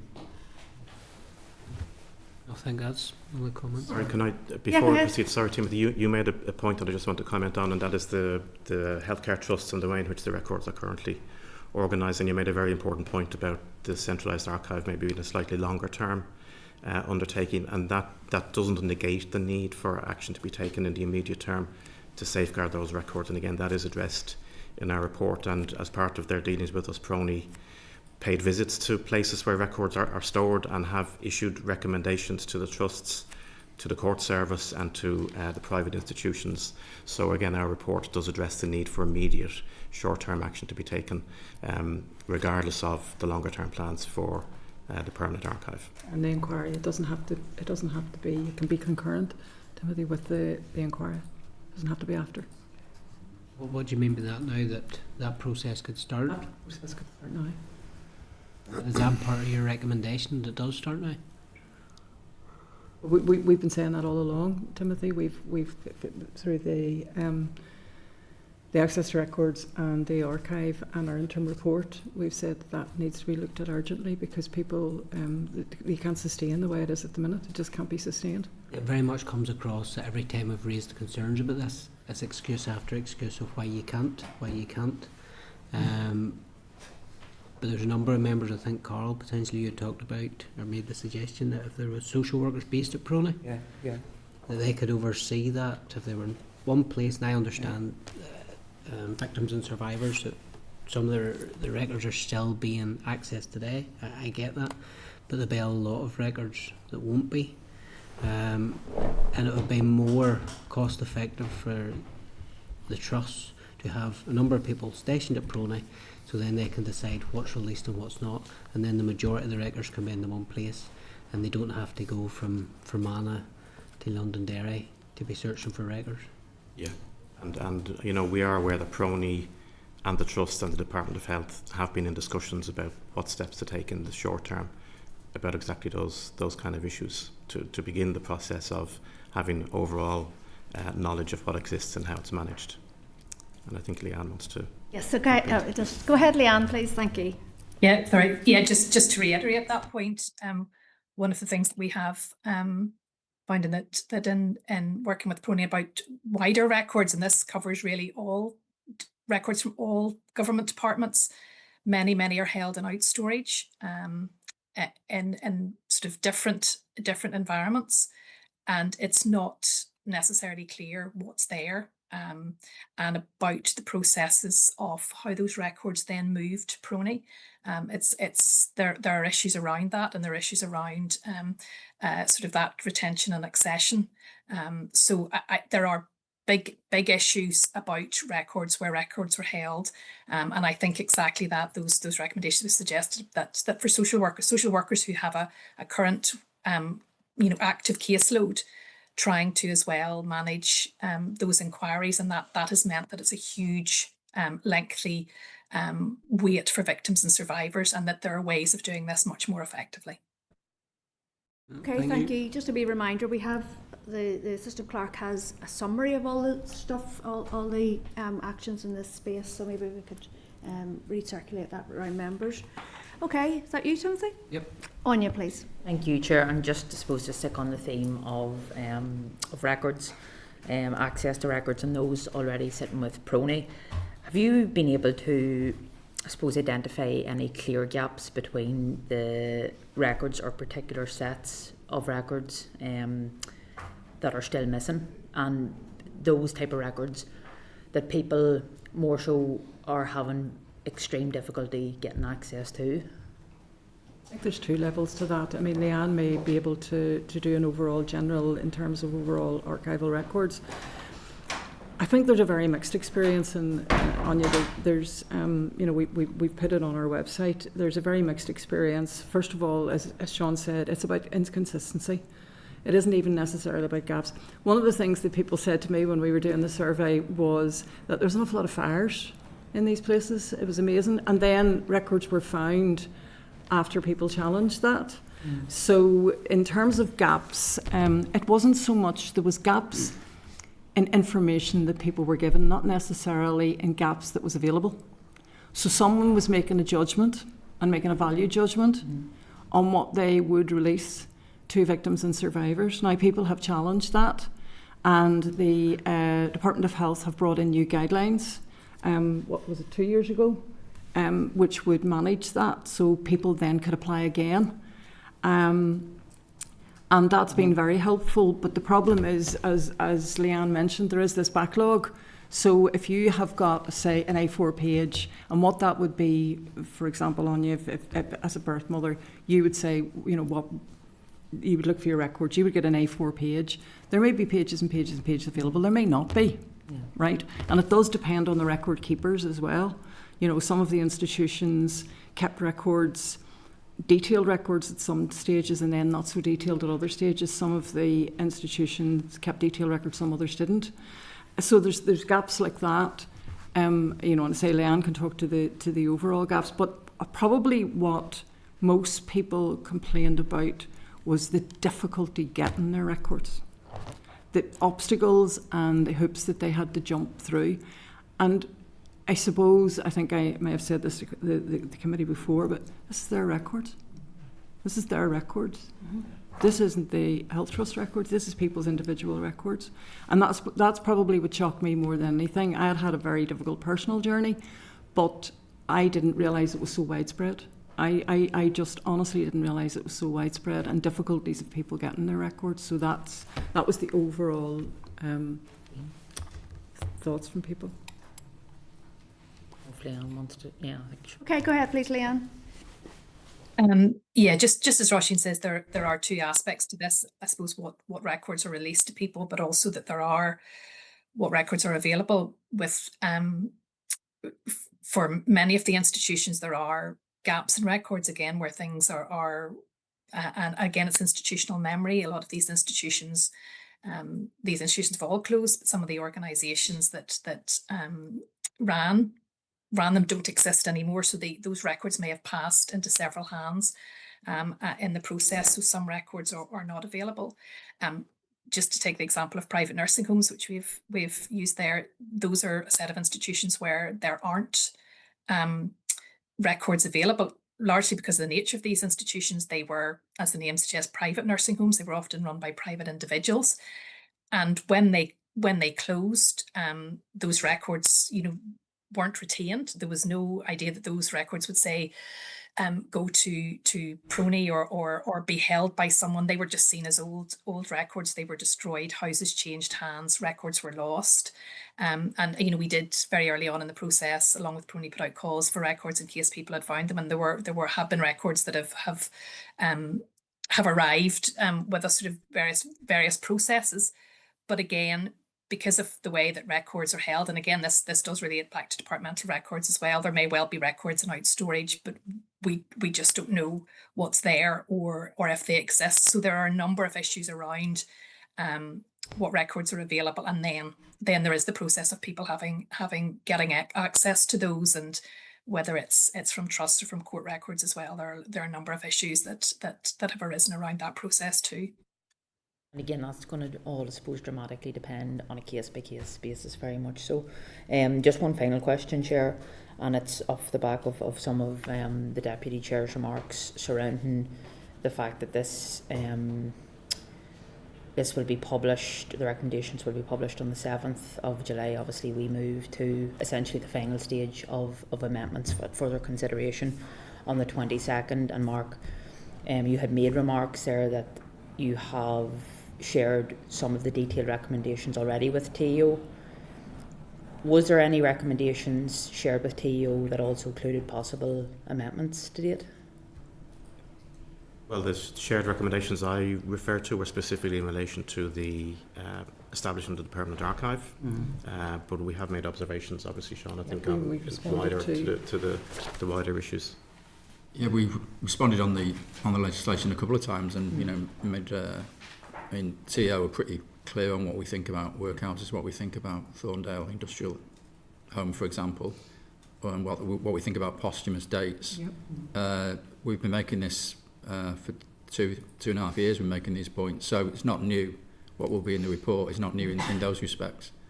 I think we have written to each of the parties as well to offer the opportunity of a briefing for party representatives. Probably members of this committee would be the appropriate ones, you know. So we could offer more of a briefing, possibly in private, around some of the issues that if you want to discuss that with us.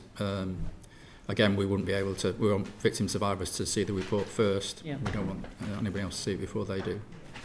That's been key to the whole process. I suppose it's just from our point of view, we don't want to be going into a stage post further consideration where, you know, victims and survivors had fed in concerns, and no doubt a lot of those have been expressed by yourselves in recent years that have led to the bill being drafted, but we certainly don't want to be in a situation where our hands are tied after this final stage for amendments. But look, thank you very much. Thank you, Anya. I'm going to Carol, please. Thank you, and apologies for the in and out. I'm just dealing with issues in the consistency. So thanks for the report. I've read it a few times now. The issue around people getting access to records, declaring interest in terms of being in the department twice that looked after Prony, but in one of the recommendations it said legislation should allow a permanent staff or permanent archive staff to create specific and clear rules for monitoring records. So what you're saying at the minute is the rules that are there at the minute aren't effective? Well, as we said, the rules are there, but because the ownership and control of the records is dispersed amongst so many different organisations, the implementation has not been consistent across all organisations. So the advantage of a centralised approach would be a single set of procedures and guidelines implemented on a consistent basis with the appropriate supports in place for people who come forward looking for their records. And that makes sense to me, but we had representatives in from TEO, Justice and Health, wasn't it? And wasn't there Prony as well?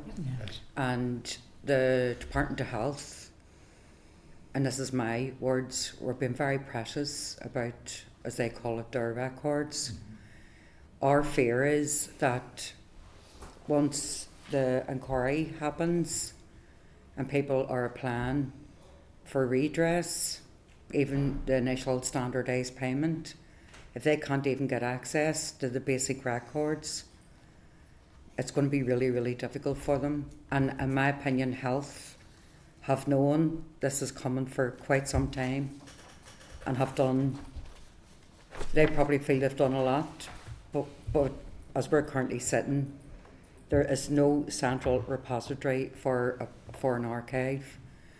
And so that's why I suggest that we'll then put a social worker in Prony.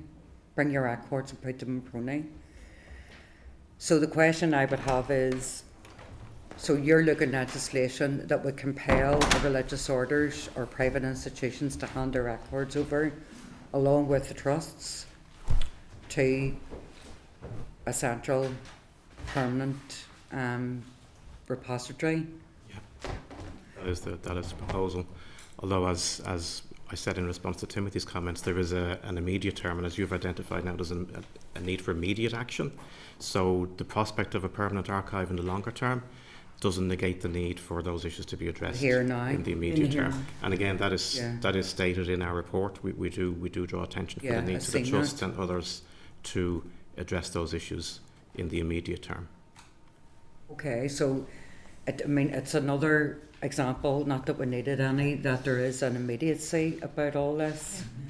And I appreciate you, sir, launching your report the 7th of July, and you want survivors and victims to get it first, and that's the right thing to do. But for us as a committee, I think we need a right to health to say that we've had sight of this report. We also need to flag up again that many survivors and victims are constantly raising their concern about getting access, particularly through the trusts, access to their records. And then, I suppose, after this, what are the next steps? What do you feel the next steps are? That would be something that I would be concerned about, because, I think there's been a lot. As I said before, the victims and survivors have brought this process forward to where we are now, Carol, and we've put this together, and it's a robust report. What happens to these recommendations? Is there a mechanism now available? I'm just not very clear if there is. Yeah. There is going to be a public inquiry. Who's going to oversee that? Who's going to look at these recommendations and say, well, are the public inquiry implementing it, or the executive implementing it? I'm just not sure what mechanism is next. And I suppose when you've been part of something for 3 years, and there's been blood, sweat and tears going into this, you're thinking to yourself, well, okay, what happens next? Because, I feel a responsibility to those people out there that gave us their trust, and I'm just wondering what the next stage is. Can I just add a point on that as well? I mean, the Truth Recovery process was designed so that we would work in tandem with the public inquiry. Yeah. So some of the questions that you're asking and thinking about now, we would have answers, because we'd be speaking to the chair and saying, do this. We think you should do this, and the chair might be saying, no, I'm not going to do that, we're going to do it this way instead. So a lot of that, what comes next, we would know the answer to. But ironically, it would mean that the legislation had all been passed a long time before our report was finished. That was the original timetable. The timetable was, in a perfect world, we'd have submitted after 2 years. After 18 months of our work, we'd have met with the chair of the public inquiry, and that person would have started to establish the processes that are going to work around the public inquiry. So we've kind of got out of kilter with the original timetable. The pressure's always been there. Yeah, the pressure's not gone away. It's not a surprise. Yeah. Yeah. I suppose, just in terms of the open question then, I suppose once we see the recommendations fleshed out, then we as a committee can sit down with you, or do some sort of way for us to maybe think about how we can provide that support to the executive office. Is that what you mean? So, Chair, I would like the recommendations to be given to the likes of Stephen Orme, to compare some of the recommendations in this alongside the consideration stage of the bill. Right. Because for further consideration, we might need to make amendments, and that's our last opportunity to do it. We can't do it at final. No, I know. So, and in a way, it being put back has given us an opportunity to do this, but just to make sure what is said in the bill reflects the recommendations in this. Okay, no, I'm with you now. That's good. So can we get that then in that advisor, that we don't make it public? The recommendations? The recommendations. We would need to speak to the rest of the panel. Sorry, I'm not sure what we're saying here, because we have already made representations to the TEO about what we think should be in the bill. So let me explain. So you have already done that. Yep. But I need to make sure that whatever you have told TEO is reflected in the bill. Okay. Yeah. So we're quite happy to give you. Yeah. No. So if it's reflected in the bill, fine. But say if it's not, going by this at the back, like there's a recommendation around legislation. The legislation we're bringing out will give the various to the inquiry. If this isn't in the bill, the inquiry chair could rightfully say it wasn't in the legislation. I don't have to do it. I don't have to look at it. That's the point about legislation around the archives. But we're talking about legislation. So part of the bill will have, there's access to records in the bill. So what I'm saying is we need to compare and contrast the legislation that's currently in the bill to make sure that it aligns with your recommendations. Now, for the here and now. Yeah. So we can give those, we can give both the archive recommendations that have been made, the access to records recommendations that were made, and the recommendations that we made to the TEO. So I would ask that just do that, get it to Martin Corey as soon as possible, and then we can start working on a comparing, because we've only got a week. We've only got a week, and if we don't get our our amendments in by the 17th. And as we said, we're happy to meet you maybe offline and, Yeah. and discuss any questions Yeah. that you have. Yeah. I suppose the other sort of residual question that I've been asking all along is how all that work that you've been involved in will be reflected in the inquiry. And it's like the likes of the testimonies, you know, are people going to be asked to do it again, etc. So, you know, I think that's a good suggestion if we can get that to us, or as you say, speak to the rest of the panel. Even all we would need is just the recommendations per se, and then we can maybe look to that. Can I just pick up the issue of the numbers? Yeah. Is that okay? Right. No, I was coming back to the numbers, Sean. So the original report was 10,500. You're now up to 12, just over 12,000 for the mother and baby, and then was 3.5. It's now up to 7.5 for the Magdalen Laundry. So I'm interested in terms of, obviously you've spent so much more time getting records, but the profile of that. Obviously we've had issues around the redress, and I've said a lot of them would have been front loaded in terms of the earlier parts of the 1900s. So can you give a bit of an understanding of where those extra people were, when they were in, etc. So just more a matter of interest. Thank you. Answer one part of that, where maybe Leanne can answer Okay. that better. Leanne, do you want to go first? Yes, so partly these extra numbers have come from the fact that we've had access to more records this time around. So we have been able to, and more sort of comprehensive records. So whenever we have been able to look in the calculations, those numbers have increased that way as well. So that sort of largely accounts for where that increase comes. In terms of the profile over years, where we do see the largest numbers, for example, in mother and baby institutions, it's really in the 1960s. The numbers for the profile of them is sort of slightly different in that a number of the institutions are only established in the 1940s and then in the 1950s. But the largest numbers in that sort of peak is really in the 1960s, and then numbers begin to decline again, sort of gradually into the 70s and then very rapidly into the 1980s. In the earlier period, you are seeing, for example, the workhouse being used considerably until it closes. They close across Northern Ireland in 1948, and then institutions such as Malone Place, which again closes in 1948, and Thorndale, which were widely used. But kind of the overall peak of those numbers for mother and baby institutions would be in the 1960s. Okay, thank you. Okay, well, thank you very much for all your work and for coming today. Really appreciate your time. So thank you. Thank you. Okay, members, are there any actions to recap on, please, Virgil? Thanks, Chair. So just a few. We had action to write to the Department of Health to state that we've discussed the report and reiterate the issues around access to records and those issues faced with victims and survivors. Yep. There was an action to request that the recommendations are shared with the committee on the proviso that these aren't made public, so that the committee can compare those with the bill and see how far they align in advance of further consideration stage.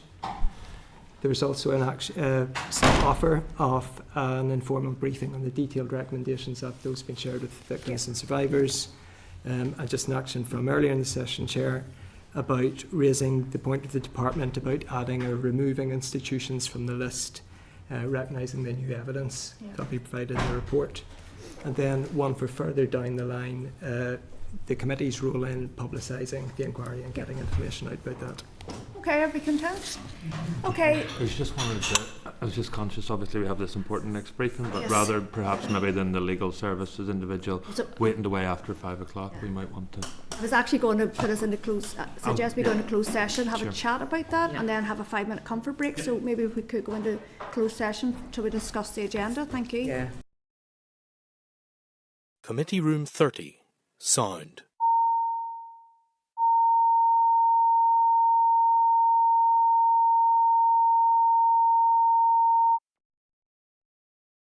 Committee Room 30. Sound.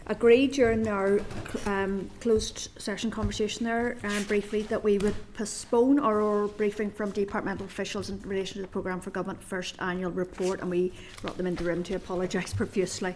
But under the circumstances, I think it's the right thing that we curtail our meeting today. So I'm going to move on quickly to SL1, the Salaries Public Services Ombudsman Order, Northern Ireland 2026. That's item 8 on our agenda. I'm going to refer you to pages 11 to 12 of the table pack of the Clerk's Brief and pages 13 to 20 of the table pack for a copy of the SL1 and a copy of the proposed statutory rule. So just to advise that the SL1 in today's pack is the first to be subject to the new process that was introduced on the 5th of January 2026. The new process aims to strengthen community scrutiny of delegated legislation. Departments and the Assembly Commission have been fully briefed on the changes and have been provided with guidance. Members are aware that the committee was briefed on the new process by the Clerk of CLG at our meeting on the 25th of March this year. As a reminder, Departments, Assembly Commission will now provide information about proposed statutory rules in a new detailed SL1 template. Departments and the Assembly Commission must also provide drafts of the proposed statutory rule and explanatory memorandum with the SL1 paper. Committees will now call for views on the proposed SR through an online survey. It is not intended to be a consultation. It will be 3 short questions via a survey that will ask for views on the accuracy and completeness of the proposed rule and whether there are any unintended or unanticipated consequences associated with the proposal. So committees will now formally consider, is that will now or will not? Will now formally consider the SL1 until at least 4 weeks after it is submitted by the Department/Assembly Commission unless there are exceptional circumstances. So I'm going to seek your agreement to issue a call for views for each SL1 using the standard survey and to publish the SL1, the draft SR and any relevant documents from the Department Assembly Commission on the committee website, and the committee staff to seek information from the Department/Assembly Commission where necessary on any matters raised during each SL1 stage included in the survey. All information provided by the Department/Assembly Commission will be provided to the committee to inform its decision making on the proposal and to publish any responses received by the committee survey for each SL1 after they have been considered by the committee. So just to advise, are we in agreement? Yeah. Okay, so just to advise that we will now move on to the SL1 before the committee today. So the Northern Ireland Assembly Commission proposes to make a statutory rule called the Salaries Public Services Ombudsman Order, Northern Ireland 2026, and has submitted an SL1 and draft statutory rule. The proposed statutory rule will give effect to the Assembly Commission's statutory duty under the Public Services Ombudsman Act, Northern Ireland 2016, to determine the salary payable to the Northern Ireland Public Services Ombudsman. The statutory rule is subject to the negative resolution procedure. This is the first time that the committee has seen this SL1 and will not make a decision about the policy merit of the proposed rule at today's meeting. So I'm going to invite the Senior Assistant Clerk to come forward to provide an overview of the proposed statutory rules. Go ahead, Aoife, thank you. So this proposal follows a review carried out by the Assembly Commission in 2025, which was informed by the independent evaluation and salary benchmarking exercise. The review found that the Ombudsman's current salary was comparatively low when measured against benchmark roles as set out in the table included in the SL1 letter, and therefore recommended an increase of about 8.5%. So while the Commission has brought forward the proposal, its role in relation to NIPSO is limited and it does not oversee the Ombudsman's performance or operational activities. So responsibility for scrutinising NIPSO's overall budget is with the Audit Committee. However, under Standing Order 43, a statutory committee has to scrutinise statutory rules, so that's why it's with this committee. If the committee feels that further information would be helpful, members may wish to note that in the SL1 letter, it states that the Assembly Commission officials would be made available to provide additional briefing on the proposal at a future meeting. But if there's anything kind of operationally, that would sit with the NIPSO, or if there's something about budgetary concerns, that would be with the Audit Committee. As the Chair has already said, the committee is not being asked to make a decision on the merits of the proposal today. Rather, the members are just being asked to note the SL1 and consider whether or not any further information or evidence is required. Then when the proposal comes back before the committee in about 4 weeks' time, members will be able to make an informed decision, taking account of any survey responses, any additional information that's been sought, any additional evidence, and then a paper will be put together for that meeting. Okay, thank you. Aoife, so I'm going to seek your agreement to note receipt of the SL1 and the proposed statutory rule, which will be published as part of the call for reviews, and agree that the SL1 will be considered at our meeting on Wednesday, the 1st of July. Agreed? Agreed. Okay, and also if people want to indicate whether there's a merit in receiving a briefing from the Assembly Commission officials on the proposed rule, or whether there is any other information that we want to assist. I thought it was quite straightforward. It is. I mean, it's retrospective payment. Yeah. If I could just put one Go comment ahead. on the record, I note it's 8.5%. When you look at what MLA's got, 27%, this seems to be more in line with what the public would accept. But it's interesting, when it came from the Assembly Commission, it's a lot lower than what the Assembly Commission put in context and set the wheels in motion for the MLA pay hike.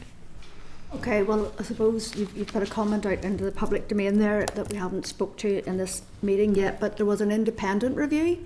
The Commission, the Assembly Commission commissioned that independent review, and then they benchmarked it against other ombudsmans across these islands. So it wasn't the Assembly Commission per se proposed the increase, it was informed independently. Okay, so we're content with those actions, so we don't need any additional information? No. No? Okay, thank you. Okay, so our next item would have been the briefing in closed session on the Freedom of Information request, so we've agreed to defer that by a week. So I'm going to run through some correspondence very quickly, members. I'm going to refer you to pages 335 to 341 of your pack. For the summary of committee correspondence, I want to draw your attention to a number of items. 9.5, Minister for Communities, Grand Central Station. I'm going to refer you to pages 357 to 359 of the meeting pack. And just to advise that the committee has received a response from the Minister for Communities to the committee's correspondence of the 20th of March 2026, requesting further information on the court action taken by DFC in relation to signage at Grand Central Station. The Minister has advised that DFC is an intervening party in the judicial review in light of its statutory responsibilities with regard to the Irish language and Ulster Scots. DFC's role as an intervener will assist the court in reaching a decision on whether the Minister for Infrastructure's decision is cross-cutting, significant and controversial. As fee notes have not yet been submitted, costs are not available at this time. So I'm going to seek your agreement to note this item and agree to write to the Minister for Communities requesting that the associated legal costs are forwarded to the committee when they become available. Agreed? Agreed. 5.6, Minister for Health, Regional Trauma Network. I'm going to refer you to pages 360 to 362 of the pack. Just to advise that the committee has received a response from the Minister for Health to the committee's correspondence of the 15th of May 2026 requesting further information on the funding allocation to the Regional Trauma Network and the need for its expansion. The Minister has advised that the network is currently going through an independent evaluation which aims to identify any unmet or ongoing needs associated with Phase 1, which focused on providing trauma services to victims and survivors of the conflict, and just to seek your agreement to note this item and agree to write to the Minister requesting that he keeps the committee updated on the completion of Phase 1 of the network. Okay. Great. Okay, 9.7 and 9.9, TEO, Irish Language Commissioner, legal fees and the draft budget allocations for the Office of Identity and Cultural Expression and the Language Commissioners. I'm just going to group these together for this purposes. So I'm going to refer you to pages 363 to 366 of your pack, and also pages 371 to 373 of the pack.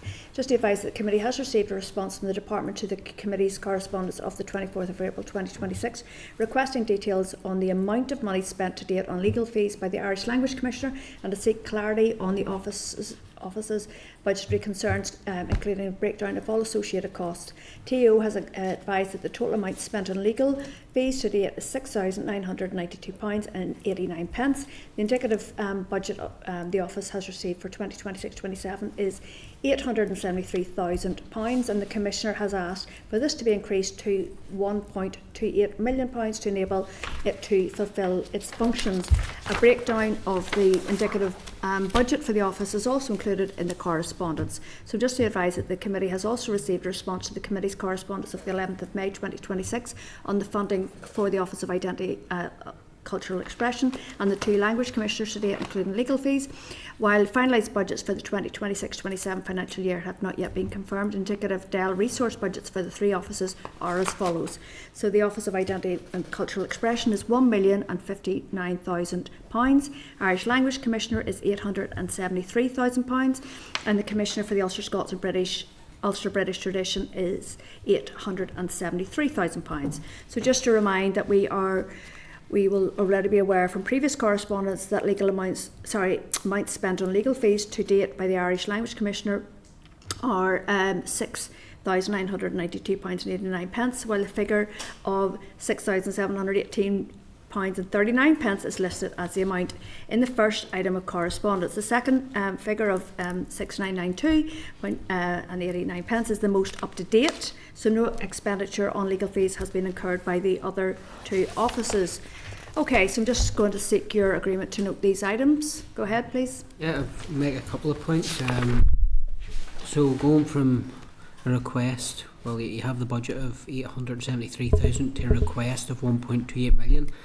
It's over 30% to fulfil the functions of the Irish Language Commissioner. I struggle to see that would be justifiable. With the current court case going on, I certainly feel that it's controversial, and on that basis, any increase to his funding would be cross-cutting, and we would need to wait to the end of the JR. I don't believe there should be any increase to the budget to begin with, but to see a request coming in that to fulfil this function that goes to 1.8 million, I think isn't in line with reality. Regarding the 6,900 of legal fees, it gives us amount, but it doesn't provide a breakdown of what that has been spent on. Okay, I'm not. We don't make recommendations about funding. It's TO, isn't it? I was going to. There has been a request. Yeah, okay. I suppose the issue is that you've talked about the JR. My understanding is when any arm's length body or any directorate within TO, they will bring forward business cases for the funding. So I am sure that the directorate is working with the commissioners and the office to actually look at its funding for this year, and will take account of any feedback that any of the three appointees have made in terms of, now that they're in the post 6 months, whatever it is, 8 months, their understanding of what the role is, that it'll be up to them to make the case in terms of any additional funding. So it should be up to us then as a scrutiny committee whenever they do receive their budget to look at that. So regarding the cost of 6,900, whatever the up-to-date figure is, we asked for a breakdown of that. We haven't got it. We've got a figure. I would certainly like to know what that's been. We can go back. We can go back and ask. We can go back and ask. That was it. I suppose the reason this has come up is that because of the nature of the office, and I said this before, we have to be even-handed to all the people who come before us. That if something's raised with us, then it's our duty then to take it to the attention of TO, and that was in relation to legal fees. So we'll get that back, and then we'll have a look at it. Okay. So just a couple more, I'll do it quickly. 9.8, Secretary of State, Independent Commission for Reconciliation and Information Recovery. I'm going to refer you to pages 367 to 370 of the meeting pack. So the committee has received a response from the Secretary of State to our correspondence of the 18th of May 2026 in relation to the May review of the Independent Commission for Reconciliation and Information Recovery. So a joint oversight committee has now been established to address the recommendations. Additional dedicated resources to support this work have been provided and will be progressed as a matter of urgency. So the Secretary of State will also be commissioning a Section 36 review of the Commission and its performance of its statutory functions. So just to remind that the committee will be briefed by representatives from the Independent Commission at our meeting next week. So we'll just note that item for now. Is that okay? Mm-hmm. Okay, so 9.12, Department for Communities and Violence Against Women and Girls, Safeguarding and Sport, pages 378 to 380 of your pack. So just to advise that the committee has received a response to the committee's correspondence of the 27th of March 2026 regarding male aggression in women's sports and team sports and what safeguards are in place to address this issue. DFC has advised that Sport NI, an arm's length body of DFC, supports a range of initiatives that engage sports clubs in addressing domestic abuse, misogyny and violence against women and girls, which is detailed in this correspondence. So this was something that I raised, but I'm happy to add this as a body to the body of evidence that we will take forward when we're looking at our public inquiry, committee inquiry into violence against women and girls. So we're content to note that for now. Okay, so the 9.13 TEO annual report on the refugee integration strategy. I'm going to refer you to pages 381 to 382 of the meeting pack. And just to advise that the committee has received a response to our correspondence of the 28th of May requesting an update on the refugee integration strategy. The strategy and its associated delivery framework were published on the 29th of May 2025. It is anticipated that there will be a draft report for consideration by ministers over the summer with a view to publishing shortly thereafter. So just to remind that at our strategic planning session we agreed to request a progress update on the delivery of the strategy and associated delivery framework from departmental officials before March 2027. So just to ask your agreement to arrange an oral briefing following publication of the report. Agreed? Okay, so I'm going to ask the clerk to read some items into the record. Thank you. Thank you, Chair. First off, item 9.2 from Assembly Legal Services is the 67th report of the Examiner of Statutory Rules. There are no rules for the attention of this committee. Item 9.3 is a TEO news release. Ministers welcome £42 million e-pharmacy as part of a wider £102.6 million transformation fund. Item 9.4 from the ISNI is in relation to its investing activity report dated 29th of May. Item 9.10 the Minister of Health, the response to correspondence of the 21st of May in relation to the development of the redress scheme. Item 9.11 from the Finance Committee relates to Her Majesty's Treasury open book review of executive budget, His Majesty's. Item 9.14 relates to the appointment and reappointment of members of the Northern Ireland Judicial Appointments Commission. Just for note. Okay, thank you so much. Okay, are we okay with that? Yeah. Okay, moving on to the draft forward work programme, pages 384 to 386 of the pack. Thank you. Do you want to go ahead? Thank you, Chair. So it's just to say next week we'll have the deferred legal advice briefing on FOI. We'll also have the ICRIR up, and we'll also have the Veterans Commissioners up to discuss the Armed Forces Covenant. Just to get members' agreement, if members are happy to write to First and Deputy First Minister just to confirm the oral briefing for the 1st of July, to make sure that's happening, okay? Yeah. Okay. Okay, members, any other business? Yeah, sure. I have asked about the racial relations order. Yes. And we still haven't had a response I yet. haven't had a response. No, it's just, it's not, I know it's not jury end, it's went into TEO and yeah. Yeah, we haven't received anything. It's just given what's happening, you'd imagine there would be some movement on it, but there you go. Anyway. Any other business? No. Is there additional meeting next Tuesday then? Yes, so next Tuesday at Tuesday 10 a.m. in the Senate chamber. Yeah. Okay, perfect. Okay, so members, date, time and place next meeting. So it will be 10 a.m. next Tuesday the 16th. So the meeting's adjourned. Thank you. Thank you. Committee Room 30, sound.